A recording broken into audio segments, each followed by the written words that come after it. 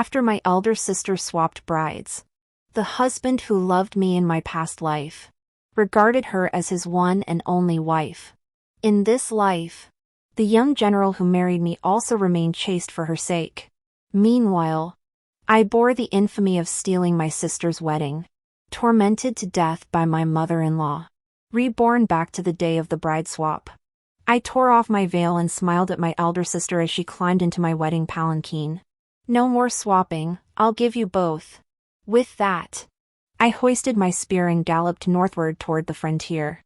This marriage, I won't stand for it. Watching Wei Lan climb into the Xie family's wedding palanquin, I finally realized I had been reborn. In my past life, I watched Wei Lan's arranged marriage unfold without uttering a word to expose the truth. The Wei family's twin brides marrying on the same day drew scrutiny from court and country alike. Under such public gaze, the generations-long loyal Wei clan couldn't withstand such scandal. Thus, Wei Lan married Xia Tingyu, the third-place scholar my father had betrothed me to, and I married the young General Li of the Guangbing Marquis household. Wei Lan claimed the betrothal only bound the Wei daughters, either she or I could marry. She loved Xia Tingyu and begged me to step aside. Amidst my mother's and her tears, I chose compromise. Moments before the wedding procession, we swapped rooms and bridal gowns. But I never imagined Wei Lan had lied. She and Li Ming had long been secretly involved, deeply in love. On our wedding night, Li Ming exposed my true identity. How could the proud young general accept marrying the wrong woman? He stormed to the Xie household demanding a replacement bride. Though the Xie family was humble, Xia Tingyu was a noble gentleman of unyielding integrity. He believed the 6 rites were complete. Heaven and earth had borne witness, Wei Lan was his legally wedded wife. How could he bear to see his wife disgraced, let alone traded like merchandise? He shielded Wei Lan fiercely, never letting her show her face, never allowing her to suffer the slightest injustice. Seeing the Xie family's refusal, Li Ming stormed to the Wei household. He threatened his mother, if she didn't provide a satisfactory explanation, he would go to the palace and petition the emperor for justice. His mother was terrified.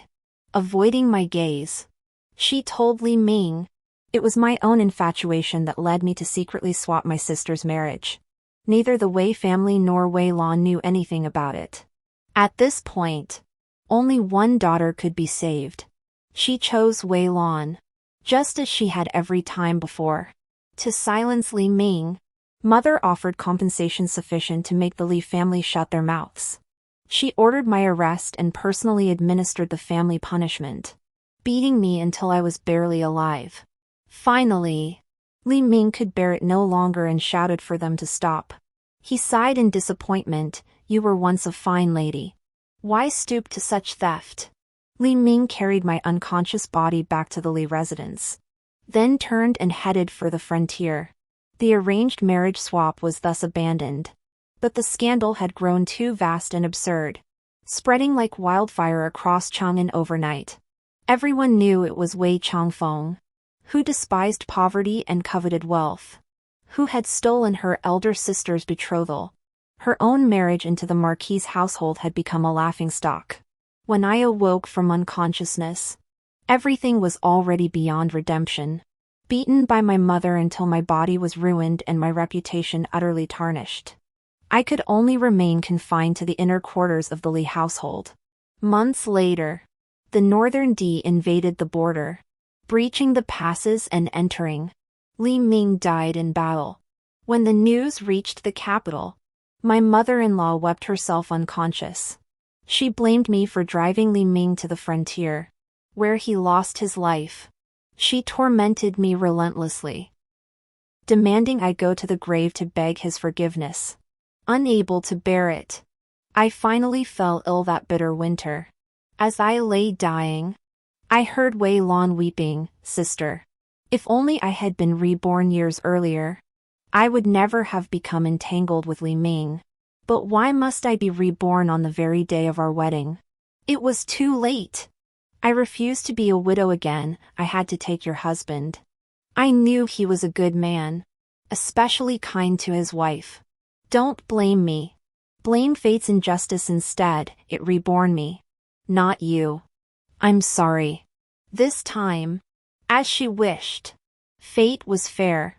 I too was reborn on the day of the exchange wedding. I would never again be soft-hearted, making a single mistake that ruined my entire life. Before the crowd, I flung open the bridal veil. The mother escorting the bride turned pale. She dared not call my name, only watching helplessly as I shouted wrong bride, and leapt onto the crossbeam of the Xia family's palanquin. I stomped down hard. The palanquin crashed to the ground. Caught off guard, Wei Lan tumbled out. Xia Tingyu instinctively turned to help her up. I drew my hairpin and struck his wrist and Wei Lan's knee. Both cried out in pain. Wei Lan fell to her knees, disheveled and humiliated. I stood before her, forcing her to kneel before me. In my past life, she feared I'd haunt her after dying unjustly, so she refused to kneel and keep vigil for me.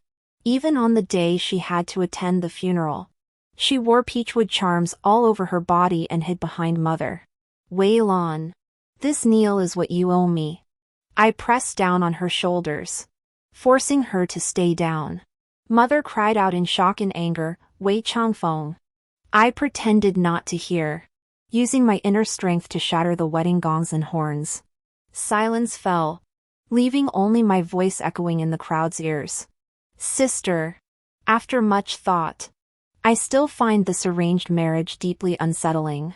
Since you cannot bear to part with either family, I shall simply not marry. Choose whichever you desire. I withdraw. Ha! The Li family is influential. The Xie family noble. Neither would tolerate her pickiness. Wei Lan stared at me in horror, but she quickly realized the swap had been exposed. Pleading for retraction was futile. Her immediate priority was to placate her intended groom. It's not like that. Xia Lang, she protested. Don't listen to her nonsense. Wei Lan lowered her eyes, a mix of shame and timidity, half concealing her face with her wedding fan.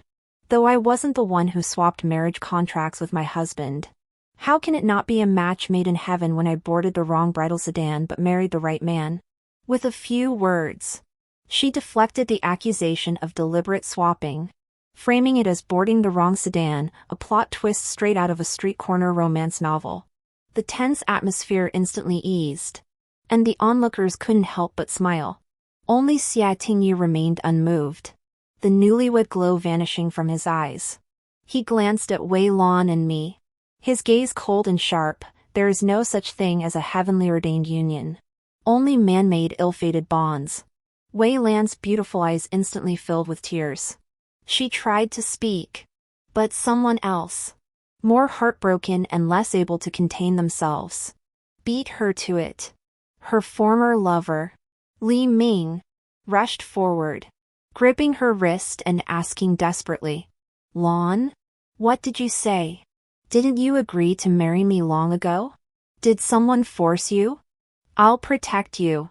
Don't be afraid. His words were filled with heartfelt sincerity. I'll start the applause. Good. Guests and onlookers had long since surrounded us in layers upon layers. Those outside couldn't see what we were doing and instinctively joined the applause from those in front. Before Li Ming could finish his declaration, waves of applause and cheers erupted throughout the scene. Li Ming's face flushed crimson. Wei Lan nearly fainted from anger. She hadn't expected Li Ming to be so shameless, laying bare their private affair. For a moment, she didn't know how to smooth things over. Frantic, she whispered to the young general to behave himself while desperately seeking help from Xia Tingyu. Xia Lang, I've already left with you. Already boarded your family's wedding sedan. If Xia Tingyu still wished to take her away, this farce could end. All eyes followed hers, fixating on the two grooms. Xia Tingyu remained silent. The ever-admired third-place scholar Xia likely faced such an embarrassing situation for the first time. However noble he might be, he had no desire to defend anyone but himself. His lips pressed into a straight line. even with forced restraint. Faint cracks of collapse still seeped from the corners of his eyes and brows. Xiaotingyu took a step back. Unobtrusively. The guests surrounding them from all sides took a step forward. Equally unobtrusive. Ears pricked up. Eyes darting wildly. Xiaotingyu couldn't move an inch. Forced to stand with us as everyone watched the spectacle. Under these stares, the Wei family's reputation was ruined. So were the Li and Xia families. But so what? If it wasn't ruined now, it would be ruined tonight when Li Ming exposed me. Might as well let it all boil over here. Everyone together in a chaotic mess. I might as well take advantage while it's hot. Wicked brat! As the farce escalated, Mother clutched her forehead and cried out. Wei Lan reacted swiftly, shaking off Li Ming and rushing toward Mother. Wailing. Mother! Here we go again. I knew the moment Mother took Wei Lan's hand, the lamentations would begin. In this scene, she'd say, Mother, it's all my fault for spoiling my sister. I shouldn't have agreed to Changfeng's arranged marriage proposal. Mother, please don't be angry with her. My mother would weakly respond, it's all my fault for damaging my body during her birth, leaving me no strength to raise her properly. Then she'd close her eyes and faint. Whenever these mother and daughter faced an unsolvable problem, they'd put on this show. Half accusation, half threat. They'd wait for me to rush over, guilt-ridden and flustered, to support Mother, call the household physician, and accept blame for sins not my own. Back when Father was still alive, their schemes mostly revolved around petty financial matters, excessive household spending, unequal treatment between sisters, a little crying and fussing, and the matter was settled. Their performance wasn't particularly skillful. They succeeded every time only because I loved my mother and my elder sister, willing to be coerced by this crude act. But now, the only blood ties left are the blood flowing through my veins. My father, who believed I was not at fault, has also passed away. There was no longer any need for this charade to continue. So this time, I beat Wei Lan to supporting Mother, pinching her philtrum hard. I cried out, Mother, it's all my fault for blindly obeying my elder sister. I shouldn't have agreed to the arranged marriage. Mother, don't be angry with her. Mother's half-closed eyes suddenly widened. No. She tried to protest. I pressed her throat's pressure point just in time. Sleep. Mother. Good night. By the time Wei Lan approached, there was no room left for her to act. She snapped. Furious, stop this. Wei Changfeng. I know you resent that I grew up by Mother's side. Raised by her. Excelling at music, chess, calligraphy, and painting, everything surpassing you. I spun Mother into Wei Lan's arms with a wild goose turn, cutting her off. Yes. Yes. You're better than me. When you were playing men like dogs, I was still just practicing with my spear. Right. Little General? Li Ming hadn't reacted yet. The Li family's wedding entourage was already furious, pushing through the crowd to teach me a lesson. Seizing their momentary fury, I lunged forward, snatching the reins from the attendant holding Li Ming's horse. I swung myself onto the saddle. The horse whinnied and struggled, but it couldn't break free from me. Gripping those reins felt like grasping destiny itself. As long as I didn't let go, it would eventually submit beneath me. I galloped over the heads of the crowd. Such a fine steed still needs someone to lead it. How can such incompetence deserve to marry me? How dare he make me scheme to switch brides? Ridiculous. I looked down from above. I saw Wei Lan's face as white as paper. I saw Li Ming, humiliated to the point of bitter despair. I see Xiaotingyu gazing enviously at me and my steed, as if she too longs to flee. Ha ha ha. I slapped my horse's flank and galloped toward the city gates. Father taught me from childhood, after putting on a show, run fast, otherwise, when Mother has me dragged down by the guards, I'm finished. At first, I faintly heard someone calling Wei Lan's name. She seemed to have fainted too. Later, only the call of freedom reached my ears. Long wind, like my name, shields my journey north. I am my past life.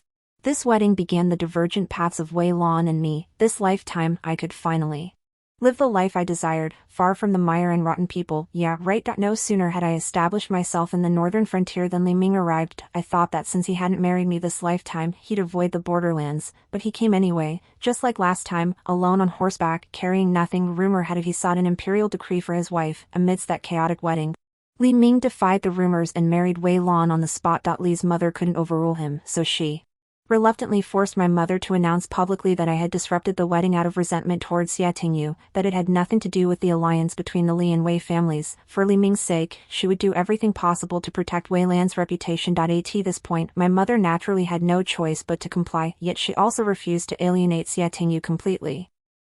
Thus she declared that I had defied my elders and fled the wedding of my own accord. To atone, she offered to disown me, severing my ties as a member of the Wei family. But when she arrived at the Xia residence to apologize, the door remained shut.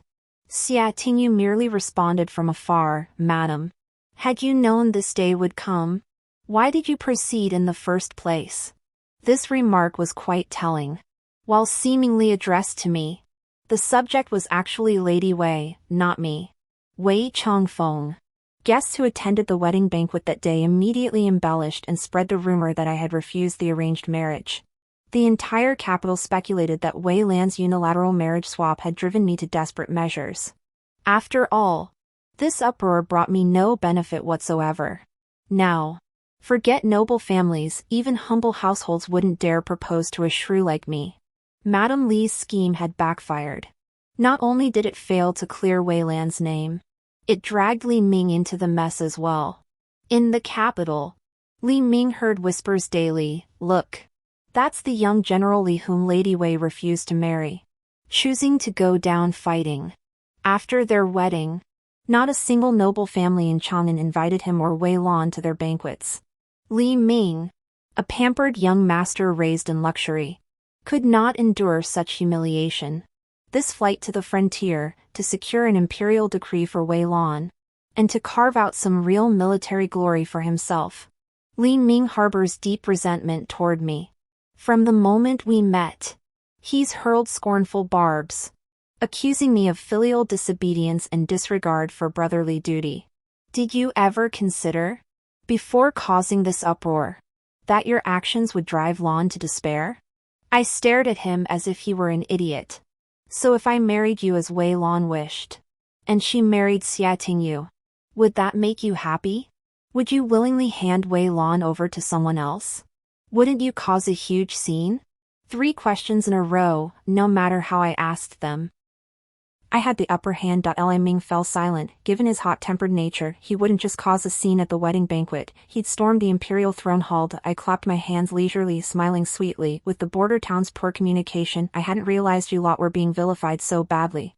Thanks for delivering the news. Li Ming's face flushed crimson and green with rage. He stammered, you, for ages, unable to articulate a coherent response. Seizing the moment, I delivered the final blow. Besides, a weakling like you isn't worth my time. I'd cause a scene no matter what. With that, I seized him unawares, clamped my hand around his throat, and pinned him to the ground. He stared blankly for a moment before yelping, "That doesn't count, that doesn't count, you ambushed me." I forced him to his feet, making him stand on one hand. Li Ming kept getting beaten, kept getting thrown to the ground by me, until the sand formed a human-shaped pit. Lying in it, he questioned the meaning of life. Perhaps with his feet off the ground, his love-blinded brain shut down, and his sharp intelligence regained control. He finally admitted that even if the truth had come out later, it wouldn't have made things better. From the moment Wei Lan decided to switch brides, it was destined that someone's reputation would be ruined. The only question was whether it would be me or Wei Lan. Love had blinded him. Refusing to accept this truth, his beloved was no flawless moon. Li Ming lowered his head, no longer daring to speak harsh words to me, but don't mistake his submission for my willingness to indulge him. This was no longer Chang'an, where I was bound by constraints. Here, I am not the silent, core second sister Wei, but the beloved young general. I kicked Li Ming without hesitation. Get up. No sleeping here. Point 6 Li Ming soon discovered that his disrespect toward me made his life here unbearable. His title of general was inherited, granting him a rank higher than everyone else. In theory, he could command the winds and rains here. But in reality, he couldn't even rouse a single soldier. Unlike Wei Lan, Raised in the capital by her mother, I was brought to the frontier by my father at birth. Yellow sand was my cradle. I heard every soldier sing me battle hymns as lullabies. By the time I could walk, I'd learned how to tend soldiers' wounds. By the time I could wield a blade, I had learned to fight alongside them on the battlefield. Today, most of them lie buried here, their bones long since turned to dust. Those who remain hold their ground, waiting for the day they might meet old comrades again in battle. These men are not merely my father's former troops, they are my kin, my brothers in arms. Knowing I'd been wronged, nearly forced to marry the spineless coward who couldn't out-argue or outfight me, no one would give him the time of day. When he arrived alone on horseback, Li Ming thought himself a hero from a storybook. He imagined the tale's conclusion, returning with gold, silver, and power to present to the wife awaiting him at home. But reality was cruel. Before he'd even begun his quest, he was already disgraced and penniless. He'd fled to the frontier after a bitter quarrel with his mother. He'd brought little silver, and by the time he reached here, he'd pawned nearly all his jewelry. Were it not for his noble status, no one here would dare starve him, his plight would be even more desperate. I showed him no mercy either, Li Ming. Only warriors and warhorses eat here for free. Wealthy idlers are unworthy of food bought with blood. Li Ming was too ashamed to speak. The next day, he led his horse into the military camp. He swallowed his pride, mingling with the common soldiers to do the dirtiest, hardest labor. Fearing I might sabotage him, he kept his distance whenever he saw me. He actually showed some backbone. But he was overthinking it. I simply didn't have the time to constantly deal with him. In my past life, the northern barbarians breached the pass around this very time. Soldiers and civilians fought desperately. Yet the garrison near our camp, for reasons unknown, delayed reinforcements. By the time word reached the capital and the court dispatched troops, it was already too late. The northern barbarians' momentum was unstoppable. They swept southward, plundering 14 cities. The garrison died for their country, the common folk perished defending their homes. The young and strong fell in battle, the old and young were slaughtered. 14 cities, utterly depopulated. I didn't know when the Great War would come, nor did I believe one more person like me could change the tide. But I was born here. It was my duty to defend it to the death. When Li Ming came to find me, I was reorganizing the scouts, ordering them to report any Northern D movements immediately. Wei Changfeng, General Yi won't give me a proper assignment. Could you help me? Hey! Scouts are good. I want to do that. I ignored him.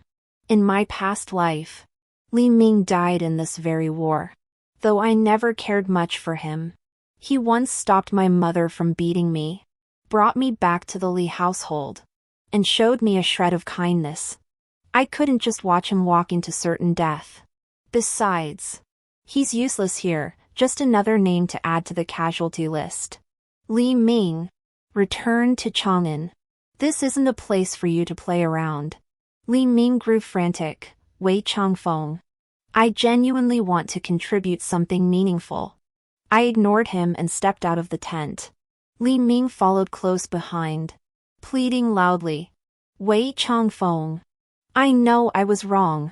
Though you're a woman, you possess my late father's spirit and the talent of a commander. The remarriage was Lan's fault. Can I apologize on her behalf? Please forgive my transgression. Don't dismiss me over this. I've always been quick on my feet, perfect for scouting. Wei Changfeng. Young General Wei. Second Wei. No. Wei lady. I beg you. Have mercy. Lan? I turned my head, locking eyes with Wei Lan's stunned expression. Li Ming's flattery dissolved into awkwardness. Wei Lan's gaze went vacant for a moment before turning deathly pale. Li Ming. What are you doing? I endured countless hardships to come to this dangerous place for you. And you? You're here hovering around my sister? Me.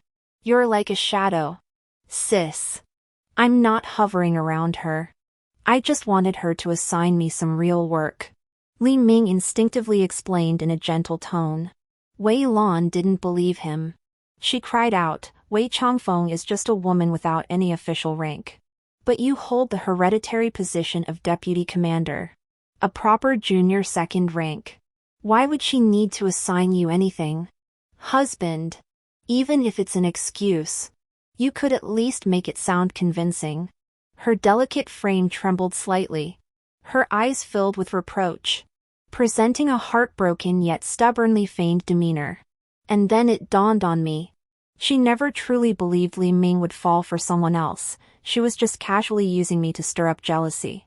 After all, when a man is triumphant and a woman is madly devoted, he never begrudges a little affection. She even lavished praise on his noble status and position in her words, making him feel even more pleased. But she didn't know that lately, Li Ming had heard the terms hereditary position and second-rank official far too often.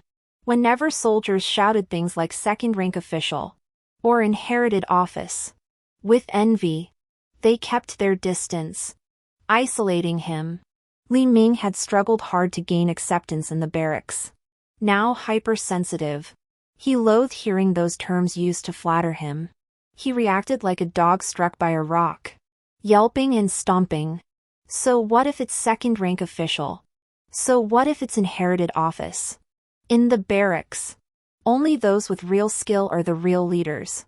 Back home, Mother wouldn't let me touch weapons or war horses, afraid I'd hurt myself. I finally escaped just to earn military merit through my own efforts. Like my ancestors did. Wei Lan was startled by his sudden outburst and fell silent. Seeing her quiet, Li Ming grew even more furious. He snapped out of nowhere. When you wanted to exchange our marriage, wasn't it because you thought I was just a spoiled brat relying on my parents? Unworthy of trust? Now that I've grown, you should be happy. I raised an eyebrow. Wow. You've grown a brain. Li Ming, just wait. I'll earn you an imperial decree. Damn it! Not wanting to watch this mismatched pair bicker, I pushed past them and walked away. But then I spotted a figure in plain robes. Xia Tingyu stood not far off, watching us silently with a cold expression. Must have offended the stars today, everything and everyone in the capital seems intent on tormenting me.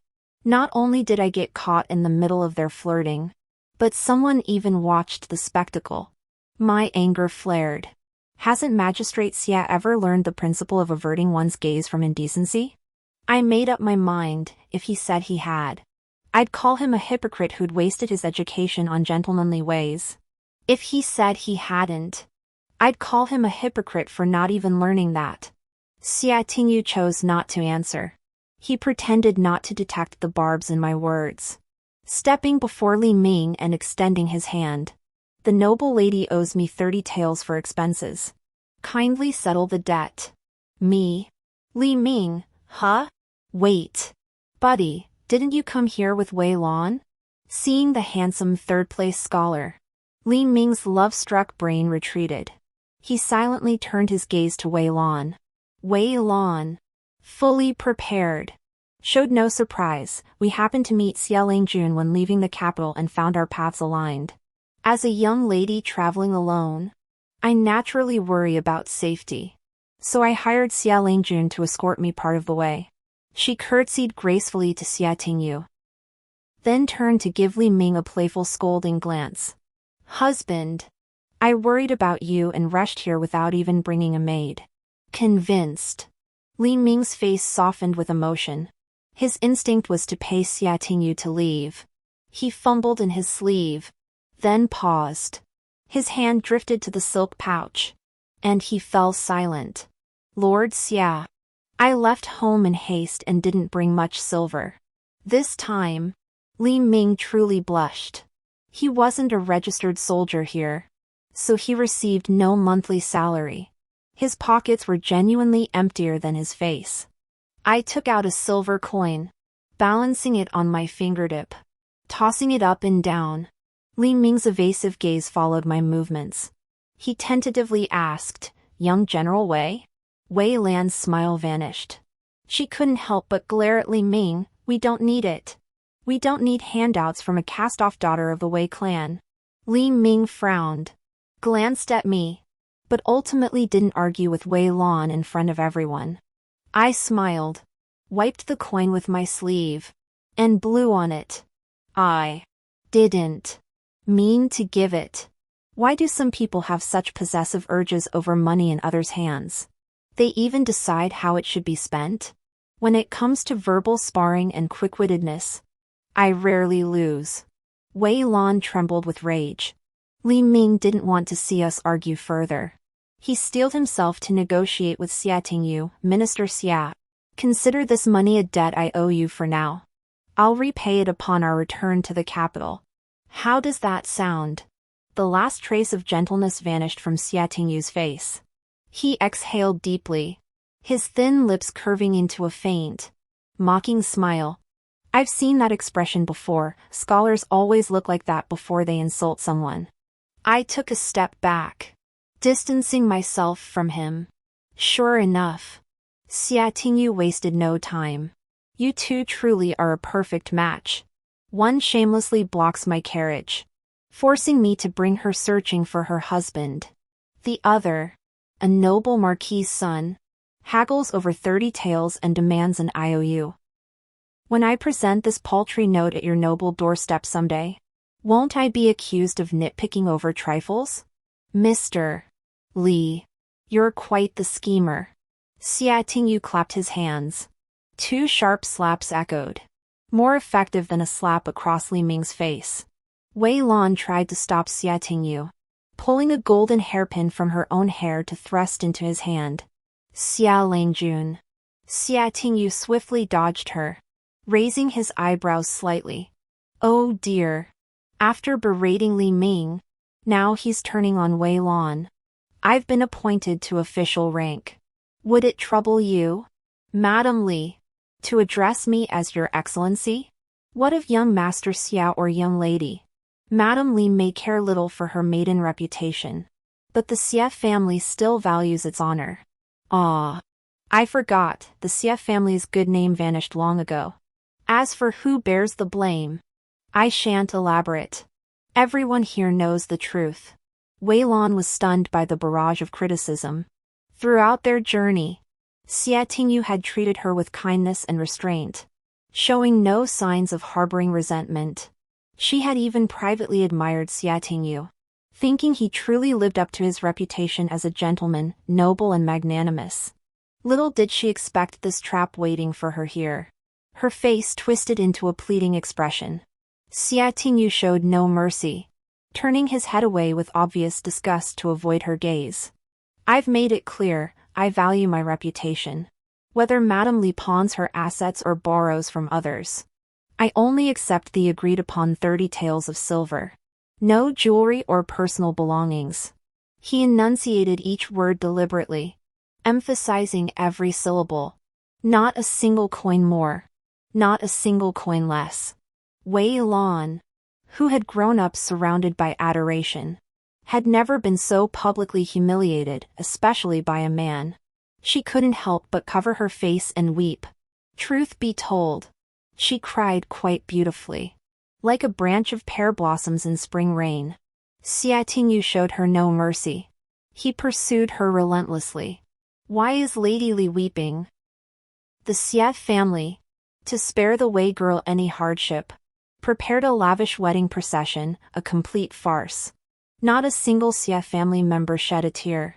His tone was flat, tinged with curiosity, yet deeply insulting. Wei Lan's sobs grew louder, but she dared not mention the arranged marriage. She could only point at the 30 taels and declare, "Rest assured, Magistrate Xia, I will repay this money. Wah! I'll pay you back. Xia Tingyu, as soon as possible. Thank you." He swept his sleeves with a leisurely grace, still maintaining the appearance of a noble gentleman under the moonlit breeze. I inwardly gasped. reasonably suspecting this fellow had resolved to take revenge on Wei Lan. The root of all this trouble. Ever since the wedding day. 30 tales, merely a convenient excuse for him to make an issue out of. I even suspected that even if Wei Lan and Li Ming had repaid the money on the spot, they wouldn't have escaped this ordeal. What kind of gentlemanly bamboo was he? Clearly, he was a black-hearted lotus with a sharp tongue and a heart full of vengeance. 10. I was still grumbling to myself. Xie Tingyu turned his head and asked in a gentle voice. Young General Wei, might we speak privately? Huh? Coming for me? Had I known this fellow was so sharp-tongued, I wouldn't have let my temper get the better of me and said that one thing. I watched him cautiously. You've got the wrong person. Magistrate Xia. There's no young General Wei here. The soldiers in the camp called me that mostly as affectionate teasing. The court never actually granted me a general's title. Xia Tingyu readily complied. Madame Wei. Might we speak privately? There is no Madame Wei here either. Madame Wei has been disowned by the Wei family. What business is it of mine? Wei Changfeng. That you seek her? Xia Tingyu. He patiently pressed on, then Wei Changfeng. Might we speak privately? Me, impossible. Xia Tingyu. He exchanged a meaningful glance with Wei Lan and me. Very well. Then I shall await Lady Wei's convenience to converse further. It won't be long. With Wei Lan's arrival, Li Ming could no longer stay at the camp. The good news was Wei Lan hadn't come penniless like Li Ming. Her provisions were ample enough to purchase a small courtyard within the city. The bad news was that Li Ming asked Wei Lan why she needed him to repay her expenses if she had silver. That day, he had truly lost all face. Wei Lan explained that if she settled privately with Xie Tingyu, Li Ming might later suspect their past travels together if he learned they had journeyed together. Wei Lan said, since we've united our families through marriage, it's only natural we should trust each other completely. Li Ming relayed this to me. His point was clear. He saw the arranged marriage as a temporary lapse on Wei Lan's part. Now that they'd reconciled, there was no need for me and Wei Lan to make such a spectacle of things. I misunderstood you. Li Ming sighed. You're an extraordinary young woman. There was truly no need to sever our familial ties. He sincerely expressed his willingness to help mend our sisterly bond, including reaching out to my mother on our behalf. I asked him earnestly, Wei Lan is wealthy. Why was her first instinct to pull the hairpin from her own hair and give it to Xie Tingyu? Li Ming fell deep in thought. Me, probably because she saw you in a bind and acted impulsively. He remained silent for a long while, then got up and resumed practicing his footwork. He trained even harder than when facing me, as if determined to defeat something. I said no more. Wei Lan and her kind were merely minor interludes in my life. My primary concern now was preparing for a military drill, a defensive exercise. After father's passing, his former deputy commander, Yi Hu, became the commander here. As a commoner, I had no right to participate in military affairs, let alone command drills. Uncle Yi specially arranged for me to serve as a staff officer. He stood before the training platform, watching me issue commands, his gaze mirroring how he once looked at my father. When I first returned, Uncle Yi assumed I'd come home out of grievance, his hair standing on end with fury. He was about to write to Mother immediately. But the moment I arrived, I rushed into the barracks demanding to accompany him on his inspection rounds, constantly proposing new requirements. That's when he understood. He asked, "Have you heard some news?" I nodded. He asked, "Is it reliable?" I nodded. He said, "Good." 3 sentences sealed our mutual trust in life and death. This was the tacit understanding between comrades in arms. The frontier had a tradition of scheduled drills, typically held in spring and summer, seasons when the northern barbarians seldom invaded. Late spring was upon us now. Following old custom, I divided the soldiers into 2 factions, one simulating a northern barbarian assault on the city, the other defending it. The difference was this: I extended the required defense time again and again. Through repeated drills, I needed to observe the capabilities and limits of my men, adjust our strategy, and extend our survival time. Because I knew this time, on the real battlefield, there would be no reinforcements arriving in time. Our only choice was to hold out one more day. And then another. Li Ming volunteered to join our drills. True to his words, he was a natural scout. Attentive. He could spot enemy movements early, swift on his feet. He evaded capture. Uncle Yi and I gradually entrusted him with more critical tasks.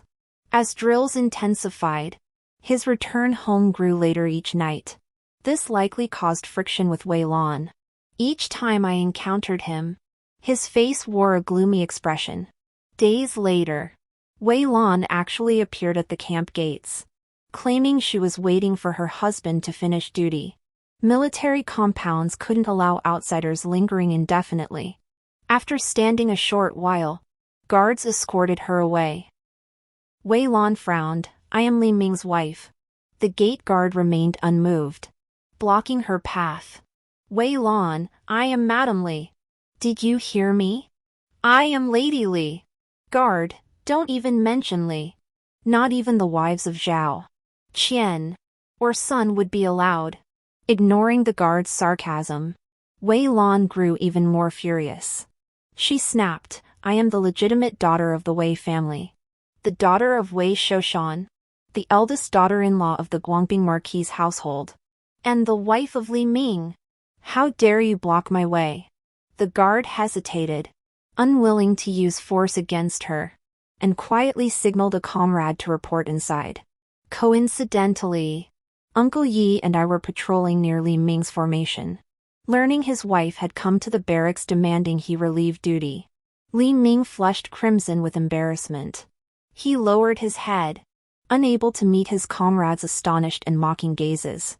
Uncle Yi spoke first, since she's here, we should go see her. Li Ming hurried toward the gate. Uncle Yi tugged me along behind. Me, what for? Uncle Yi puffed out his beard, a mischievous grin spreading across his face. After all these years, let's see what kind of fine daughter she's raised. Compare her to the one we raised. Humph. Wei Lan and I are twins. Back then, Mother gave birth to us in the capital. They say she was weakened by childbirth. Barely recovered. She claimed she couldn't raise two daughters and had the servants send me to Father. Father and Uncle Yi raised me. Only when Father's old wounds flared up and he retired from the front lines, and I reached marriageable age, did our family reunite in the capital. Wei Lan had never met Uncle Yi, but recognized his status from his attire.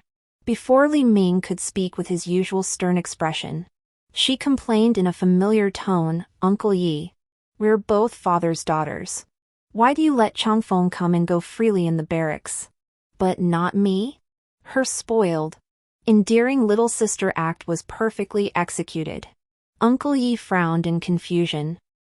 How can you compare yourself to her? Wei Lan's smile froze. She gets to come here because she possesses Wei Hu's courage and Liang Ping's brilliance. Because she is Wei Changfeng. Not because of whose daughter or wife she is. Madam Wei has spoiled you rotten, all you know is squabbling with your sister. Yet you have no real talent. Having finally vented his pent-up frustrations in one breath, Uncle Yi visibly felt relieved. He triumphantly raised two fingers behind his back and waved them at me, as if to say, humph. While she has her mother's favoritism in the capital, here someone is willing to disregard seniority and favor you. Before Wei Lan could cry from the scolding, Uncle Yi excused himself on urgent business and galloped back to camp. Running away after a scolding, a time-honored tradition. I chuckled inwardly. Humiliated by her father's old friend, Wei Lan's face turned as pale as gold foil. She clenched her fists tightly, tears welling in her eyes. Why is that formidable Wei Changfeng still here? Can't he see we need to talk? She wants me gone. I steadied myself immediately. Watch your antics. Relax a bit. You know, We formidable people carry immense pressure daily. Waylon couldn't hold back any longer, tears streamed down her face. In our brief exchanges lately, she'd shed more tears from grievance and humiliation than in the previous decade combined. I couldn't pinpoint my feelings, somewhat complex, yet gradually losing all interest. From the moment we were born and raised in separate places, perhaps it was destined that she and I were never meant to be on the same path. What difference did it make whether I could win against her? I suppressed my smile and offered her one final, sincere piece of advice, Waylon. If you don't want people laughing at you, live your own life well. Stop staring at others all the time. I turned and walked away. Behind me, Li Ming's voice drifted faintly. He asked wearily, Waylon, have you had enough of this? You say you love me, yet why do you never respect my ambitions and aspirations? Li Ming and Waylon erupted into an unprecedented argument. The next day, he moved back to the barracks. I worried Waylon might continue causing trouble here, but she remained unexpectedly quiet. The border town was too small. Soon, I encountered her within the city walls. She hurried through the alleyways, her face hidden beneath a veil, glancing left and right as if searching for something. Catching my gaze, she looked at me warily. As we passed, she warned, I've heeded your words and focused on my own life. I hope you'll do the same, don't interfere with me. I knew Waylon well. For a noble woman like her, appearing in public was the greatest taboo. Not only would she avoid the alleys, but even on the main roads, she'd be cloaked in a veil that reached the ground, her maidservants crowding around her to shield her figure. What could possibly be worth this for her? I recalled Wei Lan's account from my previous life. She had been reborn on the day of her arranged marriage. Knowing Li Ming would die in battle and she would become a widow, she insisted on remarrying Xia Tingyu at all costs. This lifetime, she still proposed the marriage swap, proof she reincarnated again. Then why, after I disrupted the wedding and she married Li Ming, did she not only send him to the frontier but come herself? She isn't the type to choose death alongside her husband. In her perception of the past life, the one where she married Li Ming and I married Xia Tingyu. What exactly happened in this city? And what did she know? Then there was Xia Tingyu. He'd just been appointed to a capital post, deeply favored by the new emperor and the regent prince. Logically, this was the time he should have stayed in the court to build his political achievements. Why did he travel thousands of miles to this place? My gut tells me these answers matter, both for this city and for me. I kept my wits about me, deciding to probe Li Ming first. This fool was completely duped by Waylon. Not only did he know nothing of her whereabouts, but he was utterly convinced Waylon had come seeking him either because she couldn't bear to part with him or couldn't stand his mother. Ha! He may not know Waylon, but he certainly knows his mother well. Recalling how Li's mother had tormented me in my past life, I felt a pang of sympathy. Yet despite enduring several humiliations, Waylon never breathed a word to Li Ming. She acted in secret. This showed she believed her undertaking was monumental. So monumental she deemed it above her husband, even above her own life. I thought of Xia Tingyu. When he declared so confidently that I would meet with him, did he foresee this day? Suppressing the stifling feeling of being manipulated, I swung myself onto my horse. A strong woman knows when to yield and when to stand her ground. Not only would I meet with him, I would go straight to his doorstep and drag him out. I would wring something out of him. The small courtyard rented by the ever-calculating magistrate Xia was remarkably inconspicuous, bordering on dilapidated. The vermilion paint on the gate had been stripped away by wind and rain, its surface pockmarked with insect gnaw marks. I grasped the door knocker and tapped it twice softly. Clang! The gate crashed to the ground with a thunderous clatter. Magistrate Xia was sipping tea in the courtyard. His expression remained unruffled at my appearance. You've come. Well. Upon seeing the door knocker in my hand and the fallen door on the ground, he did show a hint of surprise. His expression twisted for a moment before he lowered his head, using his tea drinking to hide his face. Since Magistrate Xie knew I was coming, he couldn't have deliberately set me up for extortion. Could he? I raised the door knocker. What a piece of junk. I swear on my ancestors' honor, I didn't use any force. Xia Tingyu. Madame Wei still prefers to strike first. He rose, took the door knocker from my hand, and apologized proactively. This small courtyard hasn't been repaired in years. Several parts are worn out. I apologize for startling you. He gestured for me to sit as he spoke. Another cup of tea was already set on the table, its fragrance wafting gently, the temperature just right. He knew I was coming after all. My brows furrowed. I knew I couldn't let this man dictate the pace of our conversation. The more anxious I felt, the more I refused to be led by the nose. Xie Tingyu casually placed the door knocker on the table, adopting a posture for deep discussion. Let's talk about Wei Lan first. I grinned cheekily. Let's talk about the door knocker first. Xie Tingyu paused. As a rising star in the court, why hasn't Magistrate Xie acquired a residence befitting his status? Xie Tingyu met my gaze for a moment. I remained unmoved. A flicker of embarrassment crossed Xie Tingyu's eyes, his ears turning slightly crimson. Years ago, the Wei family proposed that the Li and Xie families hold their wedding ceremonies on the same day. The Li family was prominent and wealthy, while the Xie family, aware of our own poverty, still did our utmost to prepare. His tone was tactful, stopping just short of the point. I understood. Damn tongue, why did you have to ask that? There were many ways to interrupt his flow, and I'd inadvertently chosen the most unreasonable one. It all began when Wei Lan suggested sisters marrying together for good fortune. Mother didn't think much of it, and discussed it with the Xie family. To show respect for the brides, the Xie family agreed to every demand the Wei family made. The Li family's wedding procession was second only to the imperial court in grandeur. The pressure on the Xie family to match it on the same day was unimaginable. I had the matchmaker tell the Xie family that as long as everything followed proper etiquette, there was no need to compete. The matchmaker reported that the Xie family assured me there was no need for concern, they would not overreach. However, both the eldest and second branches pledged to contribute resources and effort, guaranteeing not only that nothing essential would be lacking, but also striving for greater refinement in other aspects. They vowed to ensure that second sister Wei, marrying into their family, would not lose face. Judging by the wedding, they indeed kept their promise. At the time, I merely thought the Xie family's household principles were truly strict and upright. Now, however, I cannot help but feel a sense of guilt. I should never have agreed to marry my sisters together in the first place. It only invited so much trouble later.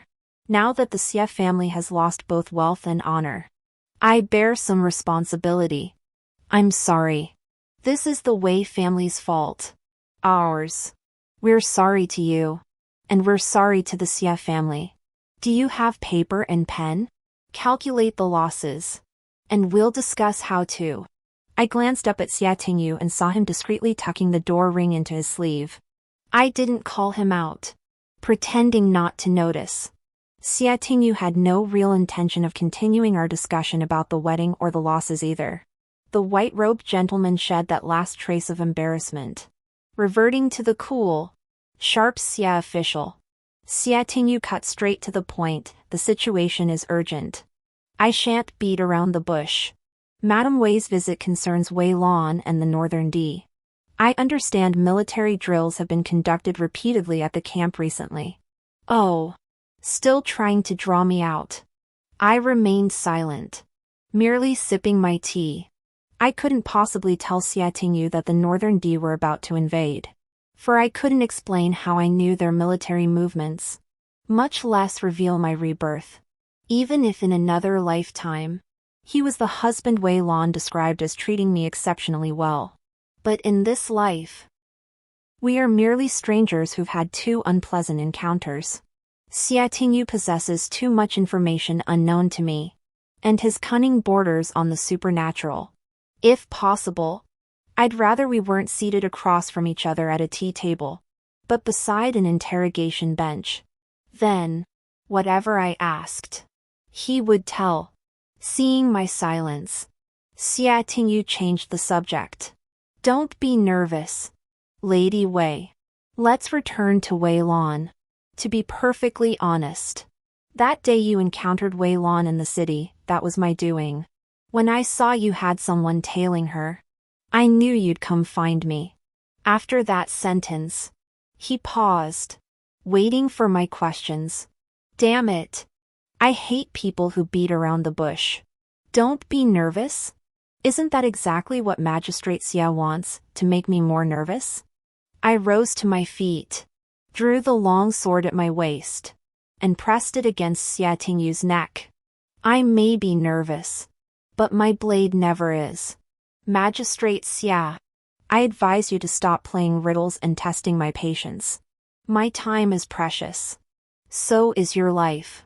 Xia Tingyu froze, then smiled. He clapped his hands, his auspicious phoenix eyes showing no fear. Lady Wei, you truly are remarkable. I intended to lay everything out. But since you're so eager, how about this, we each ask 3 questions. Xia Tingyu's expression softened. If you don't wish to elaborate, you may answer only with yes or no. If you want to spill everything, just spill it. Still thinking about trading? I sneered coldly.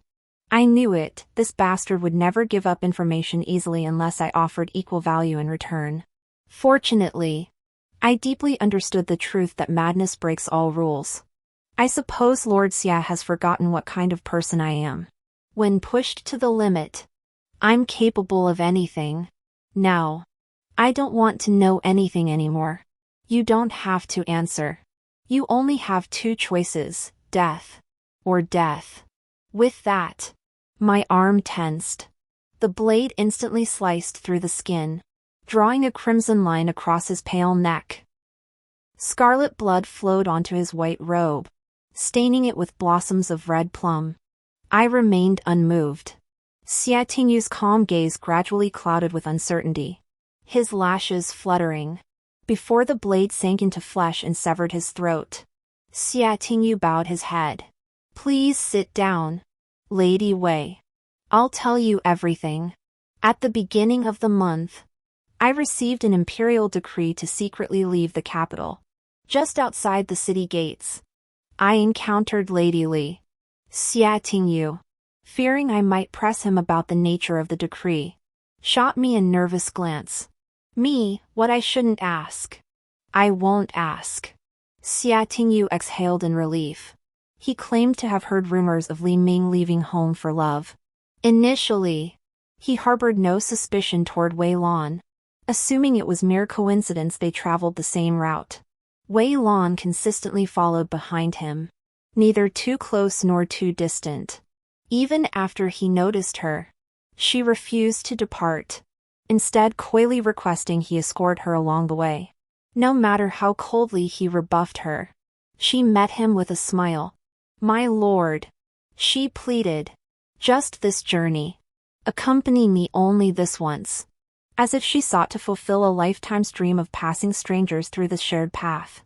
The attendants' gazes grew increasingly suggestive, convinced of Wei Lan's devotion. Xia Tingyu remained unconvinced. He'd never known youthful infatuation, but he'd seen the smiles exchanged between his parents. Gentle, yet resolute.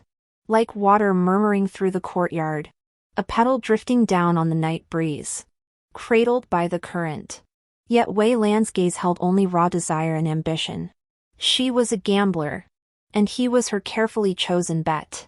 She sought to wager something through him. All men have desires, the noble man governs himself by virtue, not others. Xia Tingyu wouldn't condemn Wei Lan for her ambition, but he despised being manipulated by such a person. The arranged marriage was one thing, the situation before him was another. Xia Tingyu began probing Wei Lan.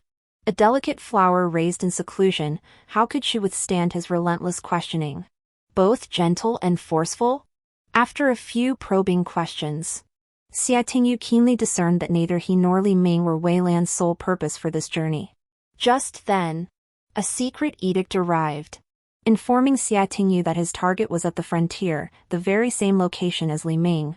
Thus, Xia Tingyu feigned being moved by Wei Lan, offering to take her along. Yet he never relinquished his suspicion of her. He deliberately mocked Wei Lan in front of us. Half serious, half joking, to crush any lingering hope she might harbor for him. He also bribed Wei Lan's newly hired servant to keep a close watch on her. Gradually, he became certain that Wei Lan's objective aligned with his own. Even theoretically, given the nature of the imperial secrets involved, Wei Lan could not possibly know. After speaking, Xia Tingyu gazed at me expectantly.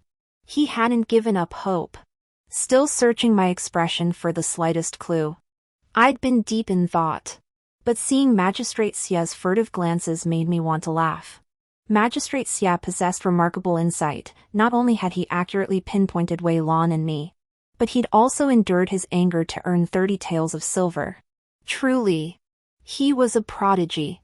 Alas, the targets he'd chosen, both Wei Lan and I, were reincarnated souls. He could find no conventional means to uncover why we knew things we shouldn't. Using Wei Lan as bait, he'd lured me here, hoping to extract more intelligence. His intentions were sound, his reasoning sound, yet his goal was doomed to fail, for the clues he'd provided had already allowed me to piece together the truth. I needed no further conversation with him. In my previous life, while languishing on my sickbed, I heard from a servant that the court had undergone a cataclysmic shift. A woman of humble origins, once a military courtesan, had simultaneously gained the support of both the civil and military factions. She had beheaded the regent prince, assassinated the new sovereign, and ascended the imperial throne. Though my illness had left me in a haze, this news still stirred a flicker of joy within me. A woman transformed into a phoenix, for her, and for all daughters in this world, it was a splendid thing. I even dared to dream. I imagined, if the new emperor ascended the throne before I married, and if he were a daughter, might I too be appointed a female general? Might I establish my own household, spared the fate of returning to the capital for marriage, a single misstep that dooms one forever? Alas, the world holds no room for such. Would I by then? I had fallen so low that even the servants who brought me medicine were a blessing bestowed by Wei Li, and it was said that Xia Tingyu had escorted the empress when she was still obscure, aiding her ascent to power and earning the merit of following the phoenix. After the empress ascended the throne, she not only granted him a noble title but also bestowed an imperial decree of honor upon Xia's mother. The Xia family basked in favor for a time. Wei Lan would often visit me, recounting how Xia Tingyu had been summoned by the sovereign to offer counsel, or how the Xia family had received yet another imperial gift. Since she came, the Li family could hardly deny me even a bowl of medicine or a servant. But that was the extent of it. After all, Wei Lan never once spoke up to stop the servants as they roughly forced the medicine down my throat, but I didn't care. Mother and Wei Lan destroyed my body and reputation. Uncle Ya's death in battle against the Wei family army shattered my last hope. I'd long since lost the will to live, seeking only death. Whatever Wei Lan said to me, I gave no reply, yet she persisted in coming, as if she could only find peace after seeing me off with her own eyes. The fainter my breath grew, the more her gaze toward me flickered with terror and excitement, like ghostly flames rising from a mass grave. She stared at me, repeating her words over and over. Only someone like His Majesty, destined to rise to greatness in every lifetime, truly carries the mandate of heaven. But you, a life that can be snatched away, is not truly yours. Her body shook uncontrollably, tears welling in her eyes. Even beasts know to fight for survival. How could I let go of a man destined for greatness? Cheng Feng, don't blame me. Don't blame me. After a rebirth, I rarely revisited those final moments. The agony of hovering between life and death was unbearable. Watching my own sister-in-law suffer in the torment of good and evil, feeling like one person died but two became ghosts, that was even more unbearable. I didn't want to be trapped in the past. Yet my carelessness caused me to miss such crucial information. Wei Lan knew the Empress would ascend the throne and that Xia Tingyu would have the merit of a phoenix. That's why she was willing to harm me to secure the marriage. The birthplaces of emperors during their exile are no secret. In my previous life, I was unaware due to illness, but Wei Lan likely heard of it before my rebirth. If the future Empress was here, Xia Tingyu's mission would inevitably escort her to the capital. That explains why Wei Lan would sacrifice her dignity to follow him. Only such staggering fortune would justify risking everything. Further deduction suggests the imperial decree Xia Tingyu veiled in secrecy likely concerns this future empress as well. Both sides are searching, Yet neither has made headway. Hence Xia Tingyu grew desperate, luring me into his scheme. Having pieced everything together, I lowered my blade and prepared to leave, sparing Xia Tingyu's life. Xia Tingyu rose to block my path, a hint of resignation flickering in his clear, moist eyes.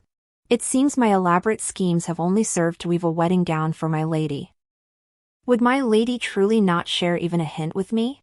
He sighed softly, his gaze brimming as he looked at me, a touch of pitiable sorrow gathering between his brows.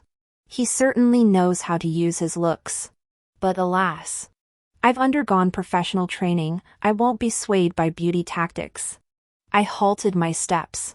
One last look. Xia Tingyu still gazed at me with sorrowful eyes. His refined face resembled a mist-shrouded watermarsh of Jiangnan. His skin like a new moon. His narrow waist as slender as a willow blade. All right. Exchanging a few words with him wouldn't hurt. Of course. This wasn't me succumbing to beauty tactics, I had my own rhythm. My unauthorized military maneuvers were too conspicuous. Arousing Xia Tingyu's suspicion, his opening mention of the Northern D tribes proved it. Sent by royal decree. He must possess special intelligence channels. If he reported to the court, it would only invite further complications. If possible, I wished to placate him. I spoke frankly, I know you suspect not only Wei Lan, but me as well. This overreach was not my intention, it was a necessity born of desperation. I swear, Wei Changfeng has pledged his life to this land, to its people. He would never betray the heroic spirits who rest here, guarding our frontier. On this, you may rest assured. My words rang out with conviction as I met Xia Tingyu's gaze unwaveringly. Xia Tingyu stood stunned, speechless for a long moment before finally speaking. My lady speaks truly. Whether civil or military, every official must pledge their life to the nation and its people, and to nothing else. Only when the ancestral halls and fields are secured can the imperial palace stand firm. I understand now. Thank you for your guidance, madam. He bowed to me, his expression gradually easing as if he had made a firm resolution. Without pausing to consider what insight I had offered Xia Tingyu, I waved my hand dismissively and spurred my horse toward General Ye's residence. Urgent! Urgent! Urgent! I must find the future empress before Xia Tingyu does. It wasn't for the glory of capturing the phoenix, but because, barring surprises, she was the crucial piece in the border crisis. If I could prove Xia Tingyu's imperial orders were connected to her, this place would have long been under the court's scrutiny. Then, what was the truth behind the lack of reinforcements? I dared not dwell on it. But now, the truth was within reach. I told myself, no outcome could be more tragic than my past life. I have no room to retreat. Uncle! Where are the military camp's roster of camp prostitutes and the daily logs? Bring them here for me to see. Uncle Ye's eyes widened. Get out. What nonsense is this brat spouting? Is this something you should be asking? How dare you? I rubbed my hands together. Heh heh. Even if you won't let me be insolent. I've been insolent plenty of times before. Come on. One more time won't hurt. He glared at me but still got up to fetch the register and daily records. Changfeng. What exactly are you trying to do these days? Spill the beans to your uncle. Me, it's not a rebellion. Anyway. What are you afraid of? Uncle Ye's forehead veins throbbed violently. He took a deep breath, turned, and was about to grab a stick to beat me. I quickly shoved half the daily log into his chest. Uncle, you can't just stand there. Help me look for it. My father and Uncle Yi demanded strict discipline from their troops, forbidding the practice of keeping military prostitutes. Those sent by the court were assigned to kitchen or sewing duties, overseen by supervisors who recorded their activities. This prevented both misconduct among the women and harassment by unscrupulous men. Given the monotonous camp life, the daily logs mostly contained repetitive, mundane entries. I expected a lengthy search, but upon opening the records from the past 6 months, I immediately spotted something unusual. Even in the most disciplined army, rogue soldiers and troublemakers inevitably exist. After a few bowls of wine, they would seek out trouble with these women meant to serve them. When father was alive, I beat many such scoundrels and ordered the overseers to record such incidents truthfully. Since these women bore the stigma of guilt, verbal harassment by soldiers rarely led to severe punishment, making such incidents quite common. Yet in the logs from the past 3 months, there were almost no records of women being harassed. The turning point came with the arrival of a woman named Ayun.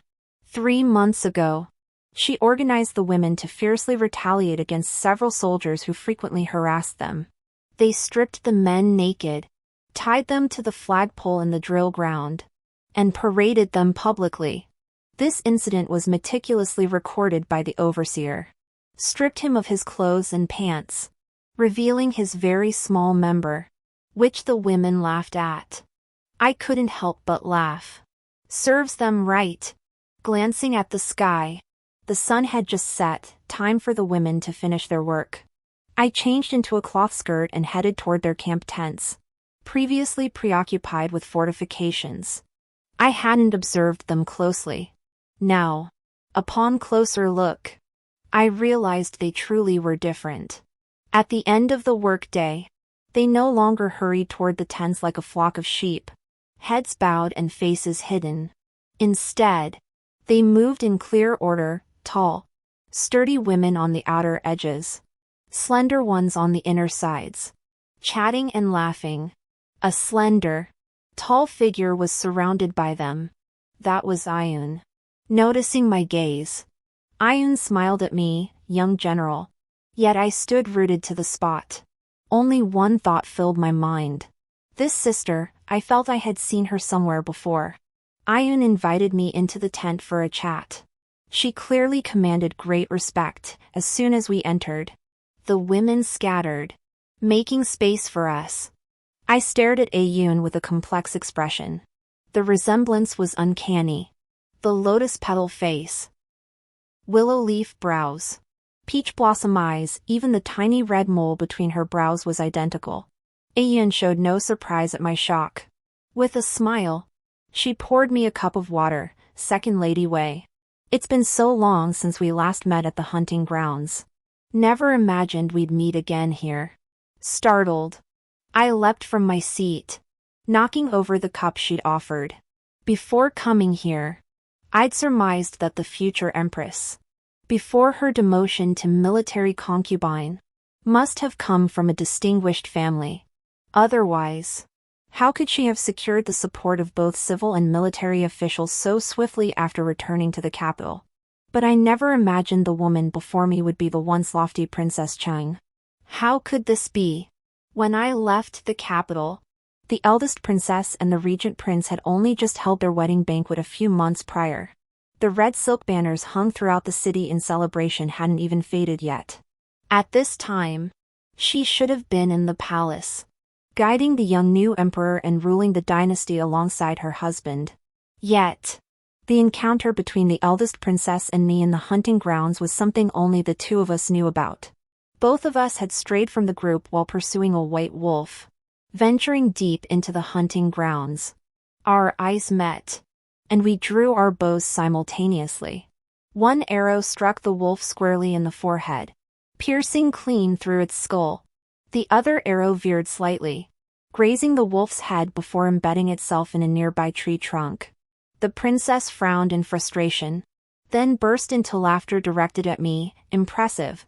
Second Lady Wei. It's yours. Though raised in the palace, her horsemanship and archery were no less impressive. Finding a worthy opponent, we hunted together in perfect harmony. Only when she encountered her anxious fiancé, who had rushed to find her, did she reluctantly bid me farewell. Back then, I envied their childhood friendship, wishing my future husband would care for me as deeply. Ajuin poured me another cup of water, her expression serene. showing no trace of awkwardness at being trapped in prison and encountered by an acquaintance. She teased. What? Wondering how I ended up in this state. I shook my head. No. I was pondering what marriage truly brings to a woman.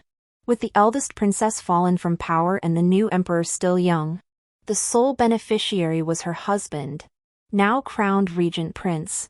I'm no fool, I could easily guess who orchestrated her downfall. Adrian shot me a glance, then recalled the rumors about me. Reunited. The women who once hunted the alpha wolf together, one cast off by her clan, unmarriageable, the other reduced to the lowest military prostitute. Life is truly laughable. Our eyes met, and we burst into laughter. As carefree as when we first met. Before marriage. The communal tent where the women lived was hardly suitable for serious discussion. Stating there was urgent business to discuss, I suggested Ayun leave this place and move to my residence. Ayun's laughter faded. Her eyes gleaming. Wei Changfeng. Do you know what this means? Once you board my pirate ship, there's no disembarking. Me, no problem. My entire clan is just me now. I can make my own decisions. Ajun. I let Ajun pack her belongings while I went to the general's mansion to retrieve her household registration and destroy the daily records. Uncle Yi looked at me, hesitating to speak. You actually chose to leave one behind? Chang Feng. Just because one Li Ming didn't work out doesn't mean all men in the world are unsuitable. You needn't bind yourself to a woman for life. Frontier women are strong and resilient. Their customs fierce. Widows often form sisterhoods, swearing golden orchid vows to share their lives. I teased him half seriously. Uncle Yi. What are you thinking? I'm too busy plotting rebellion to care about men or women. Uncle Ye's pacing halted abruptly, his face scrunching from a bitter melon to a chrysanthemum. No. Listen, you can train troops all you want, but rebellion is absolutely out of the question. We don't have enough men. Me. The northern barbarians remain unresolved, and the princess hasn't prepared her side. It's not time to bring Uncle Yi aboard yet.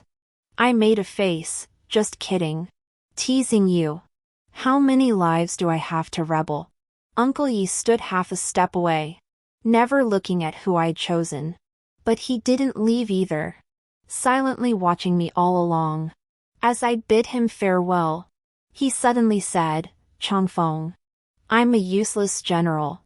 I've won few major battles myself, especially after your father passed. I avoided war whenever peace talks were possible. A general's glory is built on countless bones. I always thought, screw military honors or whatever. If just a few fewer of my men died, if their mothers cried a little less, that would be enough. He shook his head. But for a commander, indecision and cowardice are deadly sins. One day, they will bring ruin. Fortunately, you are not like me. You take after your father, a natural-born commander. Whoever stands in your way, you dare to cut them down. He smiled at me. So tell me, has the time come when we must sever the heavenly path to survive? His tone was gentle, like asking if I'd added layers in the cold. Yet my eyes stung with tears. Uncle Yi wasn't ignorant.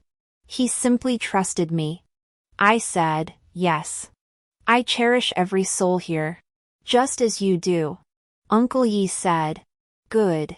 He stepped closer, ruffled my hair, and pressed a piece of metal, warm from his body heat, into my hand. It was the general's seal. With this seal, you command the entire army. Uncle Yi snorted. I spent the first half of my life following your father and became a general. The second half, following you. Well, that's something I regret. When I saw Ayun again, my eyes were still red. Ajuin raised an eyebrow. General Yi actually let you come with me? She'd somehow procured a fine horse, yanked me onto its back, and seated me before her. Giddy up! The princess whipped her reins, radiating the same heroic spirit as in years past. I'd barely arrived when General Yi recognized me. Ajuan sighed. His memory is truly formidable. We'd only met once years ago during the late Emperor's Grand Military Review. No wonder Uncle Yi grew so tense when I trained troops and sought people. He'd known all along about the princess's existence. Yet he never spoke plainly to me, only offering quiet guidance.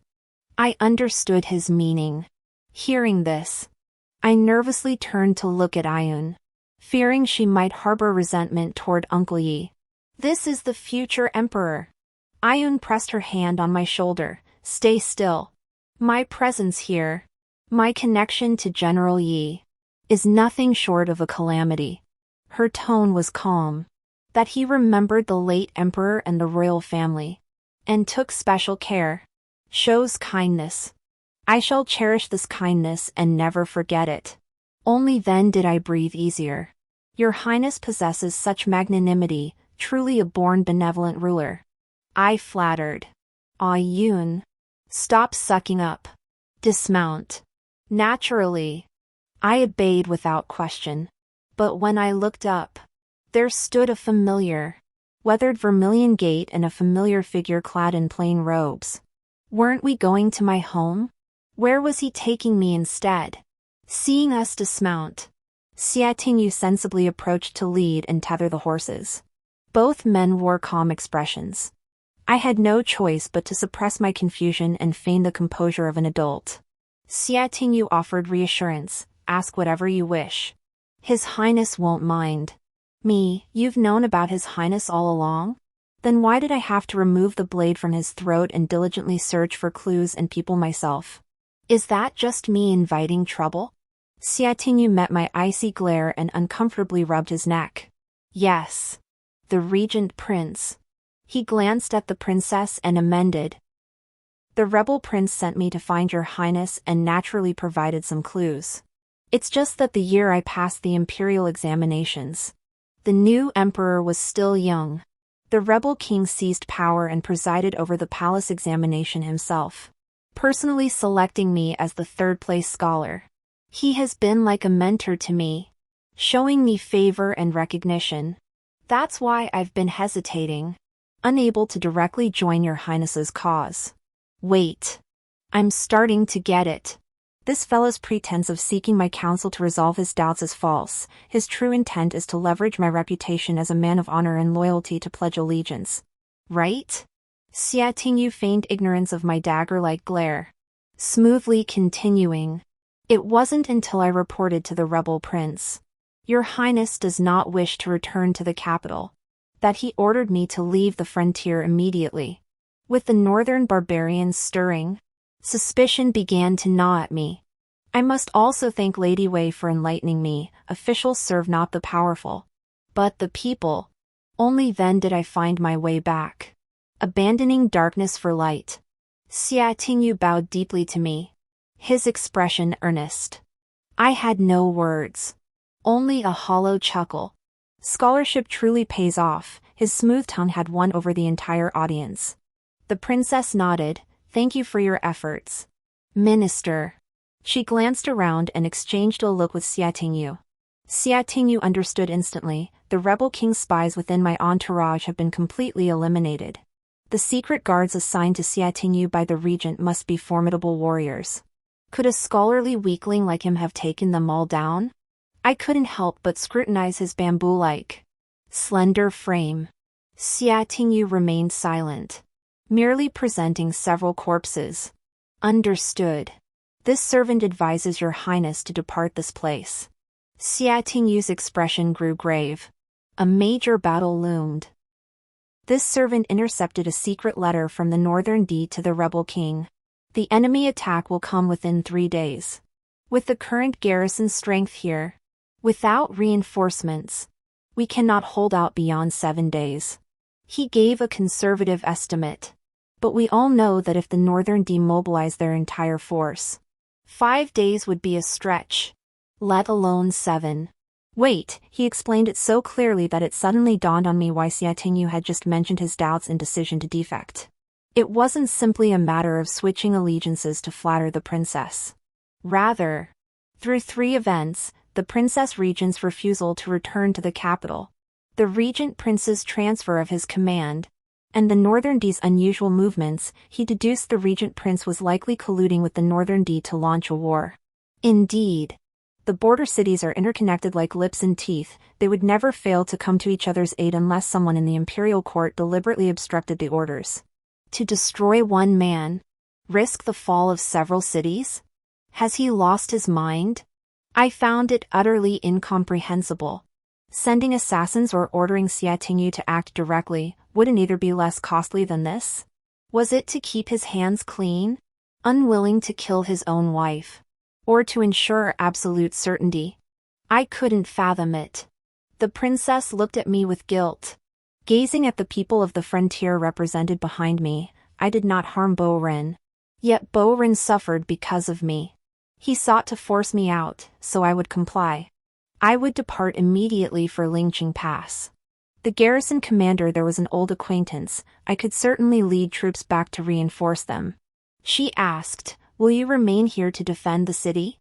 Or follow me?" Naturally, I would stay and share its fate. Unexpectedly, Xia Tingyu also chose to stay. I couldn't help but remind him, "Minister Xia, you should accompany Her Highness to Lingqing Pass." I don't know when Xia Tingyu and the princess left the city in my past life, or if they sought reinforcements for Lingqing Pass. I only know that, at least in my past life, reinforcements never arrived in time for this place. Yet he and the princess successfully entered the capital and slew the regent prince, avenging this land's grievances. The battlefield for a military commander lies at the frontier, for a civil official and a princess, it lies within the court. Why should he remain here, needlessly sacrificing a life destined for meteoric rise? Xia Tingyu merely shook his head, insisting, "Your Highness has no shortage of companions. I must stay here." The Princess Regent did not press him further. She bent down and embraced me. "We shall hunt the alpha wolf once more in the royal hunting grounds. My general. I will return. I swear it on my life. Wait for me." The princess turned, mounted her horse, and galloped toward the city gates. As she rode down the street, figures emerged one after another, men and women alike, all agile, mounting horses to follow in a protective formation. I realized, contrary to my expectations, the princess had not been waiting for Xia Tingyu to arrive before being escorted back to the capital. She had planned this long ago, cultivating and connecting with many capable allies.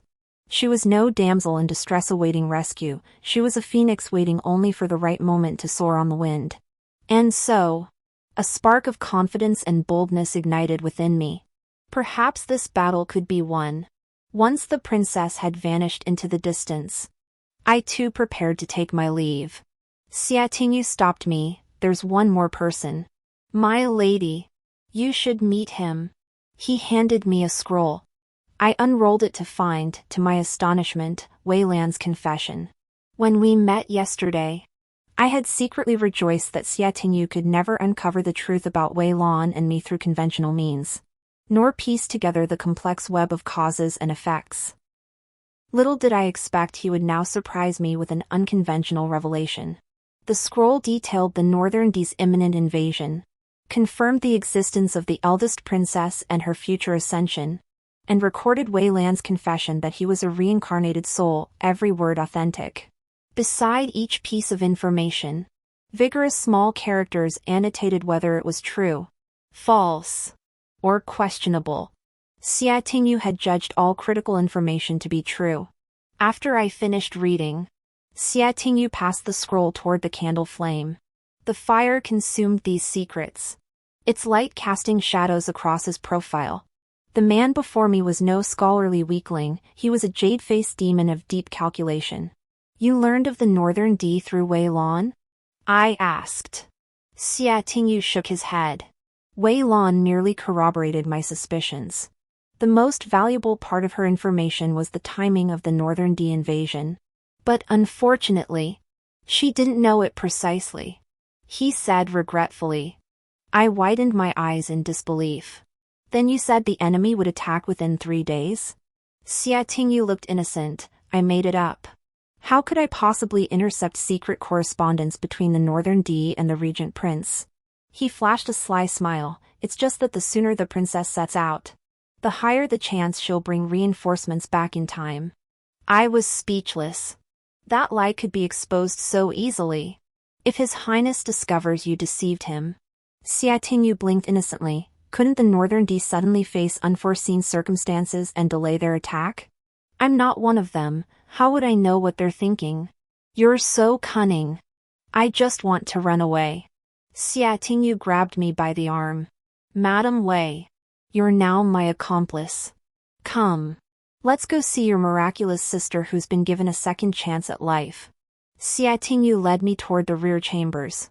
The dilapidated mansion was overgrown with weeds. The back rooms were even darker and colder. No lamps were lit inside. I could barely make out Wei Lan, bound and kneeling on the floor. The moment we entered, she curled up, trembling and wailing. I told you everything. What more do you want? Whoever you are, just let me go. She snarled. If I die, neither the Wei nor the Li families will ever let you off. Her voice was strong and threatening. Clearly Xia Tingyu hadn't killed her. Xia Tingyu lit the lamp. The moment the light flared, Wei Lan instinctively scanned for the kidnappers. Xia Tingyu? Wei Changfeng? Why are you two still conspiring together? Xia Tingyu corrected.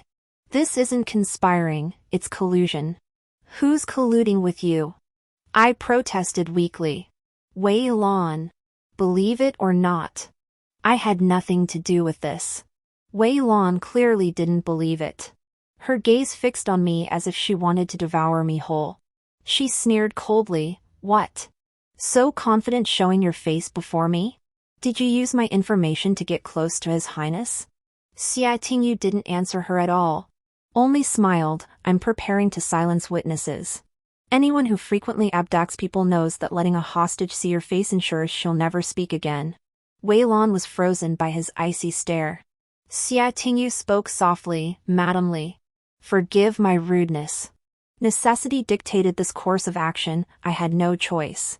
Fortunately, the lady was soft-spoken and easily persuaded. She suffered little and revealed everything. That was quite satisfactory. Listen to this. Does that sound like a human speaking? I almost felt sorry for Wei Lan. Wei Lan trembled now. Pure fury. She clearly had 1,000 questions. But Xia Tingyu had no desire to answer.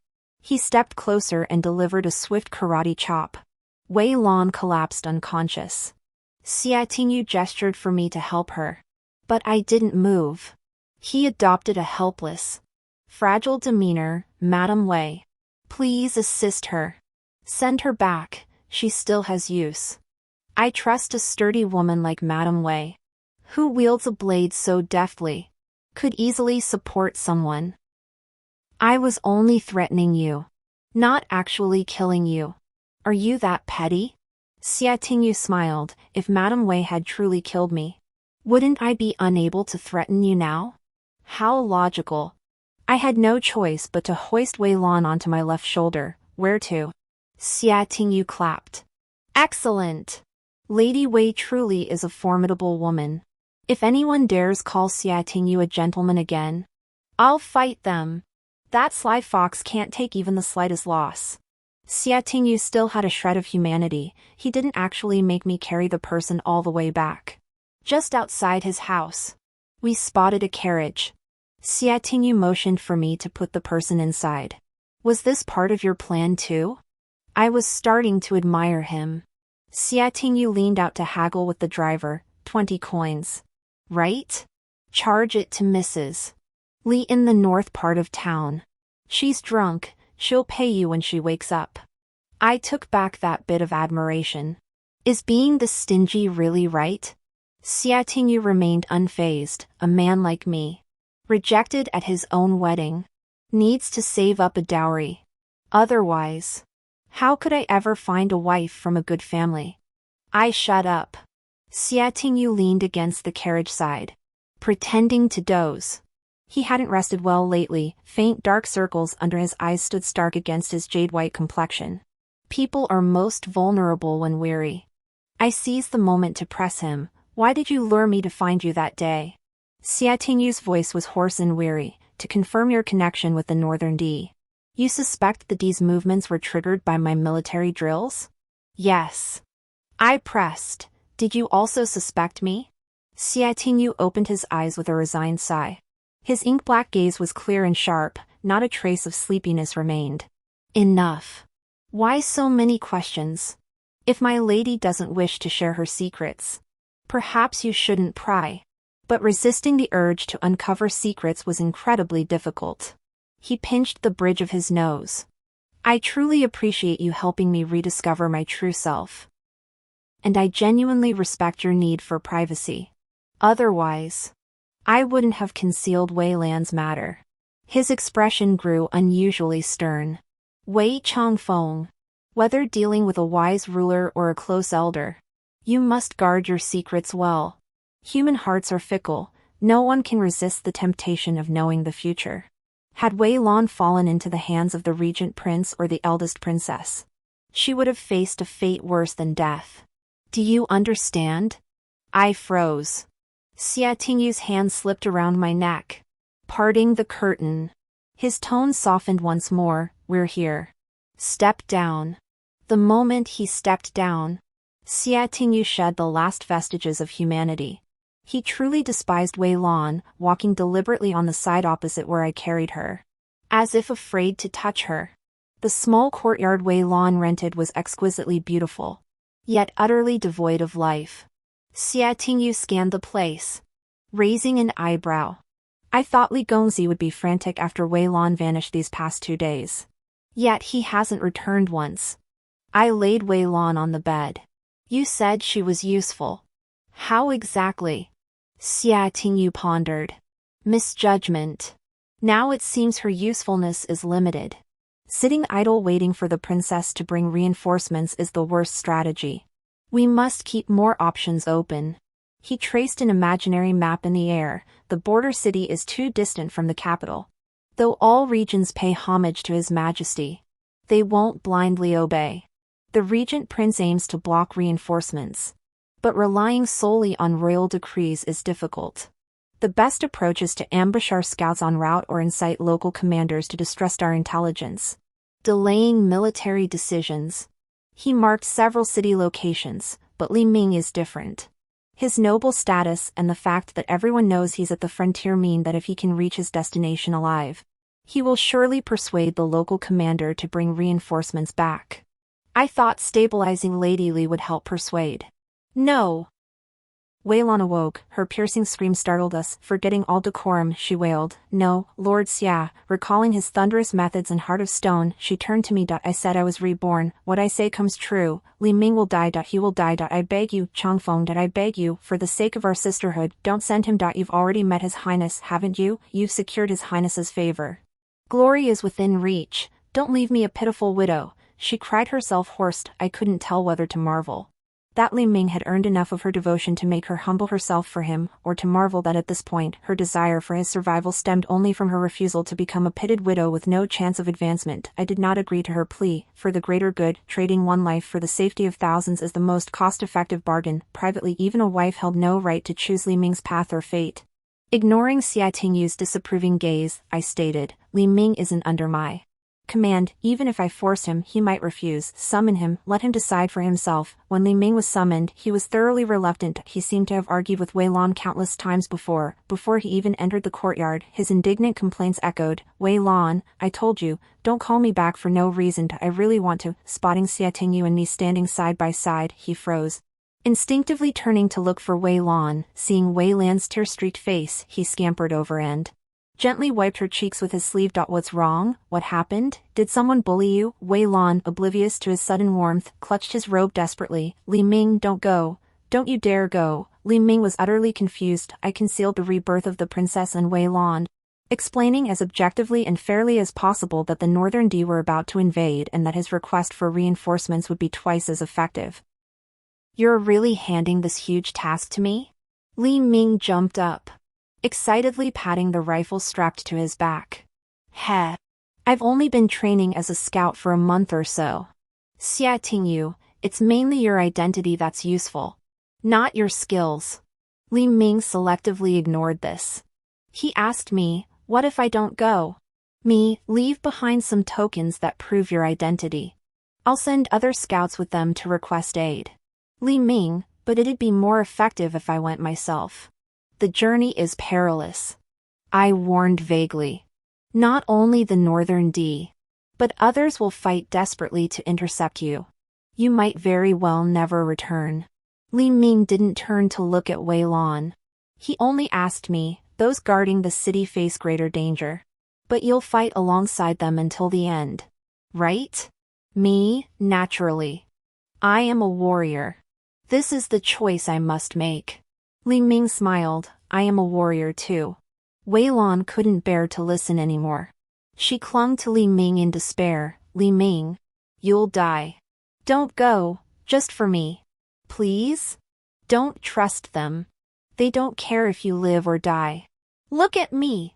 They just tied me up and interrogated me for 2 days. Just to get me to reveal. Under Li Ming's puzzled gaze, Wei Lan suddenly stopped. She couldn't say what she knew. To say it would mean revealing the truth about her rebirth. Revealing that would make Li Ming understand completely why she had swapped marriages. Before, he had thought she was merely momentarily dazzled by Xia Tingyu's bright future. And he had forgiven her. But if he knew she had deliberately stolen her sister's life, willing to abandon him and disregard his survival, given his nature, he would never forgive her again. Their relationship was already strained. If he lived on, yet no longer loved her, Wei Lan shuddered. What meaning would his survival hold then? Under Xia Tingyu's understanding yet mocking gaze, Wei Lan gradually loosened her grip on Li Ming's hand. We agreed that once hostilities began, Li Ming would depart. I ordered him and other scouts to don identical disguises, splitting into several 5-man teams, all masked and mounted. Whoever reached another garrison alive would be the true Li Ming. Li Ming himself raised no objections. Burning with passion, he spent the following days training diligently at the main camp alongside everyone else. Like any rookie soldier facing battle for the first time, I neither stopped him nor dampened his spirit. Every extra moment of practice, every ounce of heightened resolve, could mean the difference between life and death. Wei Lan didn't come either. To be precise, she departed the city. Before going, she made a point of visiting me and Xia Tingyu. With a sinister smile, she dropped this. In my past life, this city fell. You only survived because you followed His Highness. But this time, you stayed behind. What a fitting retribution. I pretended not to hear. Merely teasing Xia Tingyu, Minister Xia. You could still leave now. Xia Tingyu shot me a glance before lowering his eyes in silence. I leaned closer, lifting his eyelids.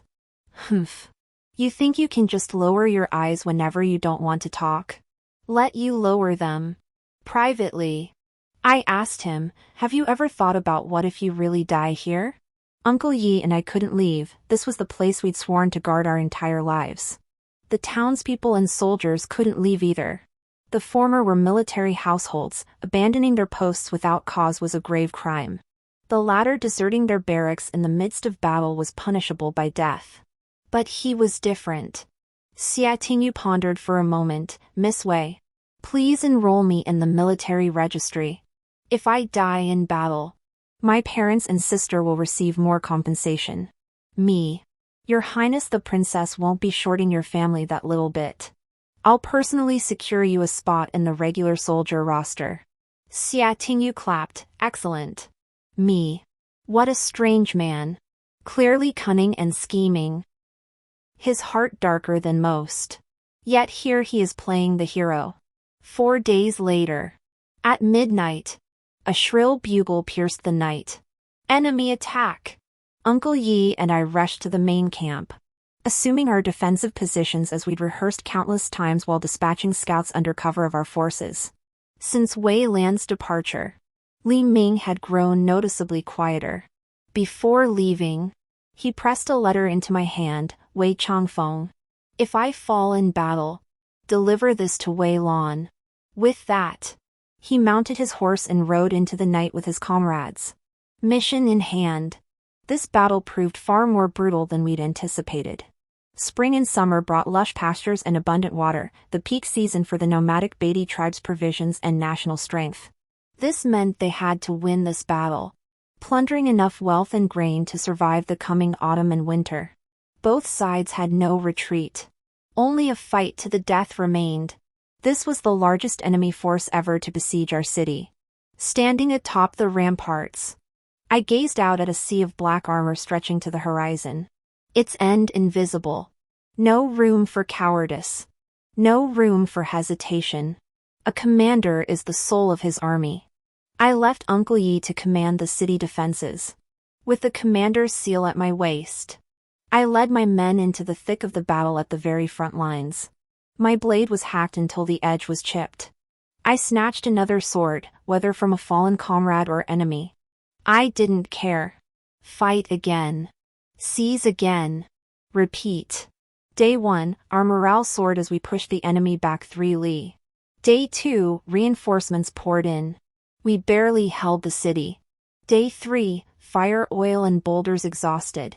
We used our very lives to block the enemy's scaling ladders. Questions began to surface. People asked Uncle Yi. Asked me, why hadn't the Northern D, who usually relied on surprise raids and retreated when plunder failed, withdrawn their forces? Had we sought reinforcements? Could we hold out? Our answer was the blades and spears in our hands. Only by fighting could we survive. On the 4th day, arrows and weapons were exhausted. Newly arrived soldiers could not even obtain iron weapons. Then everyone understood, this war was unlike the skirmishes of the past. The people of the frontier carried the blood of heroes in their veins. Women spontaneously brought their household spatulas and farming tools to the blacksmiths, transforming iron into blades and arrows to protect their sons. Children scrambled atop the city walls, using their agility to pull weapons from the bodies of fallen enemies and comrades. The women who once served in the princess's tent emerged from their quarters, stepping back into the public eye. They reappeared as individuals, as warriors. The strong marched to the front lines, the frail took up medical supplies, just as they would in the army. On the 5th day, the vanguard was wiped out. The center suffered heavy casualties. And the rear guard, responsible for logistics and supplies, stepped forward. In the frontier lands, this was the most extraordinary army. It comprised both soldiers and civilians. Men and women, husbands and sons formed the frontline fighting force, while wives and mothers remained behind, tending to the wounded and providing battlefield support. When their turn came to fight, there were no proper weapons left. Old women wielded fire pokers and rolling pins. This was a force that could not retreat under any circumstances. If those in front fell, the enemy's iron hooves would trample their loved ones behind. If those in the rear withdrew, the sons fighting ahead would never return home. Fight. Fight was the only option. On the 6th day, the dead and wounded piled up so high that medics worked non-stop yet still couldn't keep up. Mourning cries rose within the city walls, then gradually faded. The woman wiped her tears, stroked her child's head, rolled up her sleeves, and stepped onto the ramparts. And so the children grew up in a flash. When I went down to tend my wounds, a little girl of 5 or 6 bandaged me. Her eyes red. She sprinkled the last of the medicinal powder onto my cuts. Looking at me, she forced a tearful smile. It doesn't hurt. Sister. It doesn't hurt. Her small hand reached into the pouch at her waist, pulling out a small piece of rice candy. She carefully broke off a bit. See? My patients get candy. The little girl stroked my head, just as her mother had stroked hers. Uncle Yi could no longer sit still. These past days, he had suppressed too much fear and too many questions. Barely closing his eyes, he whispered to me, "Changfeng, are reinforcements truly coming? Can we really hold out until they arrive? If they don't come soon, neither our supplies nor the morale here will last." I didn't know, but I declared with conviction, "They will come. We will wait for them." The rice candy still clung to my tongue as I braced myself with my blade and returned to the battlefield. I could no longer leave or step down at will, for when I looked around, the warriors' eyes had grown desperate and numb. Only the commander's presence could give them a shred of courage. On the 7th day, Xia Tingyu, covered in blood like me, stepped back from my side and took his place by the war drums on the city wall. The 6 arts of the gentleman, rites, music, archery, charioteering, calligraphy, and mathematics. Xia Tingyu excelled in every one. He grasped the drumsticks and sang aloud. A white steed adorned with golden bridle, galloping westward in swift succession. After days of relentless battle without rest, Xia Tingyu's voice was low and hoarse, like a sword polished by yellow sand. Yet the military drumbeat rang out high and stirring, striking the heart of every warrior. "Who is this son of a warrior? A knight-errant from Yu and Bing." I raised my long sword and shouted in a voice equally hoarse, "All soldiers, heed my command!" No further orders were needed. Where the commander's sword pointed was the path forward. Throwing ourselves into the sharp edge, how could we cherish our lives? Soldiers mortally wounded clung desperately to their foes, using their bodies, their teeth, their very lives to buy their comrades the chance to sever enemy heads. Our names are etched in the roll of the brave, no room for selfish thought. The soldiers around me grew fewer and fewer.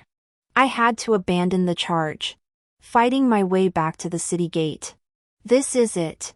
We can't retreat any further. To sacrifice our lives for the nation's crisis. To face death as if returning home. Xia Tingyu's battle song still echoed. At first, it was only his voice. Then children, women, wounded soldiers joined in. Countless voices rose from the city walls. Countless hearts united. Countless hands supported one another. And so, carried by this song, we held our ground at the gate, not yielding an inch. There was no time for thoughts. Blood flowed into my eyes. I had no time to wonder whose it was, nor to wipe it away. I only wanted to hold on a little longer. Just a little longer. The northern barbarians' war horses were exhausted by our resistance, and their assault finally slowed. But we too were spent. Time and life were but fleeting dust on the battlefield. All we could do was pray. Sun and moon, turn faster, faster still. Bring distant reinforcements here. Drive the wolves from this land. I don't know how long I stood at the city gate. It felt like 10,000 years before I suddenly heard cheers. Squinting into the distance, I saw several armies accelerating toward us. Some wore crimson robes, banners held high, fluttering in the wind. Behind her rose the desert sun, just beginning its ascent. Reinforcements! For the first time, I heard Xia Tingyu's voice tremble. He said, "Changfeng, reinforcements have arrived. We waited. We did it." This was the 10th day of defending the city. The princess brought 2 groups of troops, one she had transferred from Lingqing Pass, and another recruited by our scouts from various garrisons. They met along the way and united under the princess's command. Their arrival instantly eased the pressure within the city.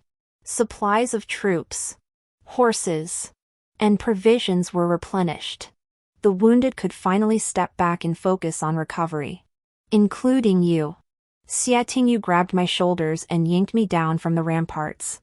I bent to inspect the wound on my waist and abdomen. It had long since stopped bleeding and didn't hinder my movement at all. It wasn't a fatal wound to begin with. When we joined forces with the princess's men, I blacked out and fell from my horse. Only then did I discover a small gash in my abdomen, stitched up and healed.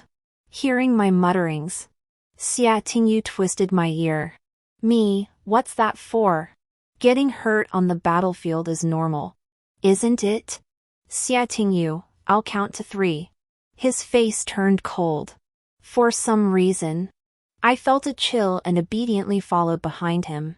Xia Tingyu, did you cry when I fell? I remember falling into a steady embrace. That person kept calling my name. Hot tears falling on my face. But when I woke up, Xia Tingyu insisted it wasn't him who caught me, it was Uncle Yi. I said Uncle Yi last shed tears like that when my dad died. Xia Tingyu, yeah. He thought you were dying. Me, still denying it? Xia Tingyu smothered my face with the quilt, forcibly silencing me. Patients need rest. Then he bolted. I didn't believe him. I don't know what possessed me, but I just wanted to provoke him, to pry open his mouth. So I started randomly harassing him out of nowhere. Xia Tingyu went from flushing crimson and arguing with me to calmly being a jerk. He said, no one cried. Horse piss landed on your face. They just didn't dare tell you because they didn't want you to feel embarrassed. I jumped up and punched him. Xia Tingyu got angry. Is this the time to be jumping around and throwing punches? Just walk properly. I wasn't listening to him. The war dragged on for another 7 days before the northern D forces gradually withdrew. The small town couldn't sustain so many horses. As soon as the war ended, the princess organized an orderly, phased withdrawal of troops, leaving only a certain number behind to assist with post-war reconstruction. The princess asked Xia Tingyu, Minister Xia, will you accompany me back to the capital? Her battle wasn't over yet, she still needed a victorious conclusion. Xia Tingyu politely declined, claiming he was injured and couldn't endure the journey. Heh. He only has a bruise on his hand. He dodged when I hit him yesterday and bumped his hand against the wall. Then that sly fox presented me with a lengthy bill. Declaring how precious that hand was, he practically included the pocket money of the child from the family of the piano teacher who taught him as a kid. The eldest princess eyed us with a gaze that made my skin crawl, then uttered a hollow "oh." Next time we meet, I'll make up for the missed ceremony of your promotion. No more crawling. Still wanting to dart about a few more times. I cheered, great. And so the eldest princess smiled too. Xia Tingyu and I escorted her out the city gate. The last time we parted, we each headed toward unknown battlefields. This time, our parting meant only awaiting the wine of triumph. Thus, even in separation, there was no need for sorrow. As soon as she departed, I wanted to return and help Uncle Yi verify the roster of warriors. It must accurately record the hometown, identity, and age of each fallen soldier for subsequent compensation. Those with exceptional valor would have their parents and wives honored. This was a matter that brooked no carelessness. The departed are gone, leaving only the living behind. It is our duty to care for and comfort them to the best of our ability. To honor the spirits of the fallen. In the summer heat, bodies decompose quickly. Xia Tingyu said my injuries made it unwise for me to personally identify the bodies. He volunteered to go in my place, checking each record against the roster. I glanced at the plain clothes he changed into again and said it would stink. Xia Tingyu fell silent, understood.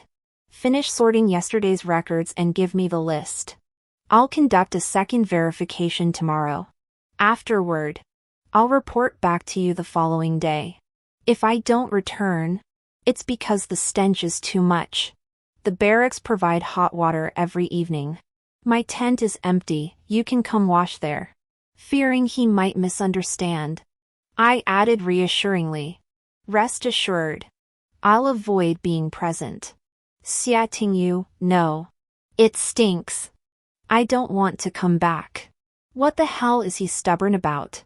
I couldn't persuade him, so I had to let him be. Unexpectedly, Xia Tingyu returned at dusk. He stood 8 zhang away from me. I couldn't tell if he smelled but his face looked sour from a distance. Behind him followed Wei Lan, covered in dust and sweat. Xia Tingyu spoke rapidly. Corpses at the city gate. Ran into them. Got tangled up. Guessed you had something for her. So I brought her along. Before I could approach, he recoiled like a mouse cornered by a cat. You two talk. I'm going back to bathe. I chuckled. Why so concerned about appearances? Who wasn't disheveled and blood-stained during the battle days? Xia Tingyu shot me a resentful glare. Can't get through to a blockhead like you. Wei Lan waited quietly for us to finish speaking. She softened her sharpness, a faint joy flickering in her eyes. Only after Xia Tingyu left did she fire off a series of questions. I heard the war was won because Li Ming brought back reinforcements. Right? Where is he? Take me to him. Is he hurt? I remained silent. As my silence lingered, the joy faded from her face. What do you mean? Where is he? You're all still alive. He shouldn't be the only one. Me, you came back too late. Li Ming did indeed return with reinforcements. Of the scouts who went with him, only 3 or 5 made it back, including him. Each was gravely wounded, clinging to life as they followed the main force back here. I was unconscious from my injuries then. When I woke, Uncle Yi told me Li Ming had returned, but his condition was dire. His wounds had festered down to the bone. He ran high fevers repeatedly, and his lucid moments were few within a day. When I visited him, he was unusually awake. He mustered his strength to speak at length with me. I asked why he hadn't stayed at the enemy camp to rest and heal. Why he'd gone to such trouble. Li Ming forced a pale smile, a faint echo of his former spirited self. I know I won't survive. Is it wrong to want to return here? To fall back to where I came from? He said it was strange, those 20 years in the capital couldn't compare to these 2 months here. When he truly felt alive. Alive with vitality and hope. But now he was dying. He whispered, Wei Changfeng. I'm a little scared. I couldn't comfort him. I said, I'm sorry. Perhaps I should have urged him to leave. Just as his reinforcements arrived, the princess's men also reached the scene. He replied absently, It's fine. This young master chose this path himself. TSK. At least he got to be a great hero who turned the tide once. We fell silent for a moment. Li Ming teased me. Don't be quiet. Every word from this young master is precious now.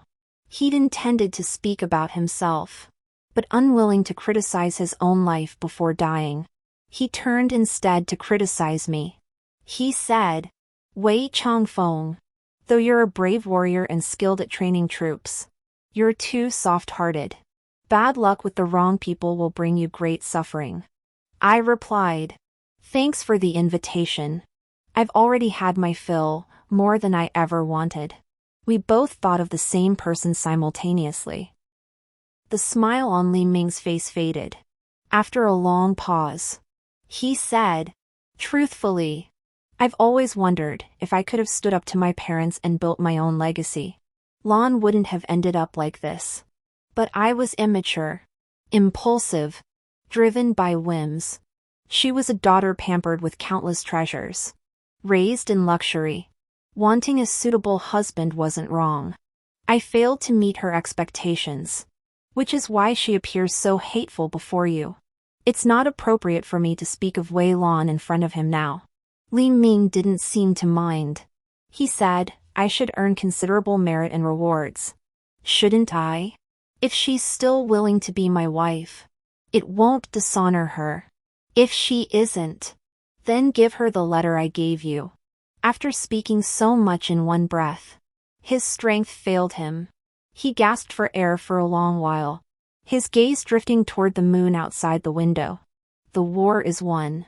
She'll come back, won't she? He murmured softly, closing his eyes heavily before anyone could respond. He never saw the one he'd fought to return for, the one he'd longed to see one last time. Now, She had overcome her fear and come back for him. Too late. I relayed both choices Li Ming had offered to Wei Lan. Her hands trembled as she opened the letter. Inside was indeed a divorce petition. I noticed water-stained smudges across the paper. The writer must have wept repeatedly. Now, the letter was even more waterlogged. Wei Lan said nothing, but tears fell in steady streams. She asked me, "What else did he say?" I shook my head, then recalled Li Ming's dying words, "Have I finally lived up to your expectations?"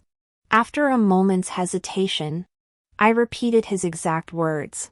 Wei Lan finally broke down in sobs. Trembling, she tore the divorce decree to shreds. A month later, the princess entered the capital without incident. She dispatched an official to escort us back, and specifically wrote me a letter. Having left in disarray before, we now deserve to return in glory, both of us. Signed, A. June. The affairs here were indeed mostly settled. So I agreed. Li Ming's status was unique. So the Guangbing Marquis' household specially sent someone with the official to welcome the heir's soul back to his ancestral home. It was said Li Ming's mother had fainted from grief multiple times, otherwise she would have come personally to retrieve her son.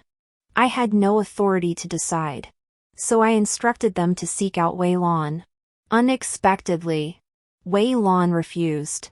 A major dispute erupted between the two sides, but Wei Lan stubbornly refused to budge. She only said, "He wishes to rest where he fought and died defending it. He does not want to return." In life, Li Ming held no place in her heart. In death, he finally gained her recognition.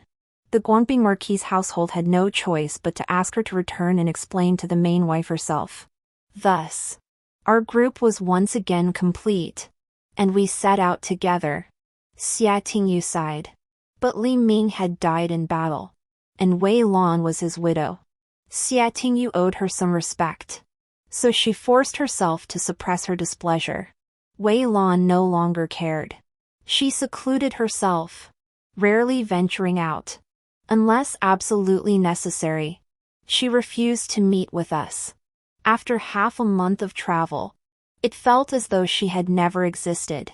Upon reaching the capital, the Li family gathered at the city gates, all clad in mourning white. Though parents should not wear mourning for their children, Lady Li adorned her hair with white flowers. The moment she saw the procession approach, she threw herself forward, crying out for Ming'er, her voice choked with grief. There was no coffin in the procession. Wei Lan had no choice but to step forward and repeat her refusal to the Li family. Mrs. Li, who already despised her intensely, could never accept such a reason. Rage surged through her, and she raised her hand to strike. "You poisonous woman. If not for you, Ming'er would never have gone to the frontier. Our family has been noble and meritorious for generations. What need did we have for his meager achievements?" Wei Lan didn't hold back. She retorted, "Me. Wicked? Remember that spring banquet? You brought Li Ming to sit beside me, didn't you? Wasn't it because you coveted my background and beauty, wanting to marry me? But my background and beauty meant I could never accept a husband who was mediocre and foolish, controlled by his own mother, achieving nothing. Madam, daughters from families like ours are raised this way. We are snobbish and vain, valuing lineage and power above all else, terrified of falling from grace once married. So all I possess is noble status and beauty, precisely what you coveted. What right do you have to blame me?" These words stunned not only Li's mother but also Lady Wei, who had rushed to comfort her daughter. She looked at her daughter as though she were a stranger. "Where did I ever teach you to care only for status and power?" She tried to argue, but only met Wei Lan's weary gaze. Wei Lan said, "Mother, if only you had sent me to the frontier back then I might have known that even without marrying or pleasing a husband, one can still live a good life. Perhaps I wouldn't have become so obsessed." Madame Wei raised her hand and slapped her. Throughout the entire exchange, She dared not look at Xia Tingyu or me standing nearby. Xia Tingyu and I had been invited to attend the Grand Princess's coronation ceremony. Xia Tingyu had enjoyed the favor of the regent prince. No. Now he should be called the rebel prince, and now, with the change of dynasty, he was still favored by the new emperor. The Xia family was suddenly bustling with visitors. The Xia household closed its doors to visitors, and Xia Tingyu himself kept a safe distance. Me, why are you here instead of going home after your shift? Minister Xia? Xia Tingyu perched on the wall of the mansion I'd just been granted by His Majesty. Pushing off with one hand, he landed nimbly, hiding. Me, get lost. General Wei is so heartless. Xia Tingyu sat beside me. It was midsummer, and the lotus blossoms in the courtyard were in full bloom, swaying gently in the breeze. Xia Tingyu reached into the water, scooped out a lotus pod, washed his hands, and began shelling the seeds one by one. Once he filled a plate, he pushed it toward me. Here. Lodging fee. These are from the lotus pond in my family's courtyard. I reminded him. But I did the labor. Xia Tingyu waved his hand dismissively. His hand brushed against my nose, carrying a faint, refreshing scent. It was a blend of the crisp fragrance from the lotus seed husks and other herbal aromas, strangely pleasant. So, like a scholar bewitched by a fox spirit. I grabbed his hand. What's that lovely scent? Xia Tingyu, likely experiencing his first brush with flirtatious mischief, froze momentarily. He confessed honestly, following Pinglan's advice. I dabbed some perfume on my wrist. Xia Pinglan, Xia Tingyu's younger sister, was said to have inherited even more of the Xia family's scholarly traditions than her brother. She was currently the focus of their parents' full attention and cultivation. Me, oh? Why apply perfume? Xia Tingyu leaned closer to me. Does it smell nice? I nodded.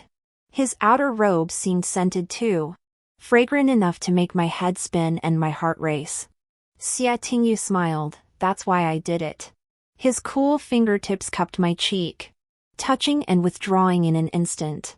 He said, Changfeng, when you welcome back your father's spirit tablet, I have something to tell you. On the day I was made a general, His Majesty granted me a special favor. Though Lady Wei had cast me out of our family and my name erased from the clan registry, the Emperor permitted me to retrieve my father's spirit tablet. Unreasonable, yet perfectly aligned with my wishes. I chose an auspicious day, donned my general's robes, and went to the Wei residence.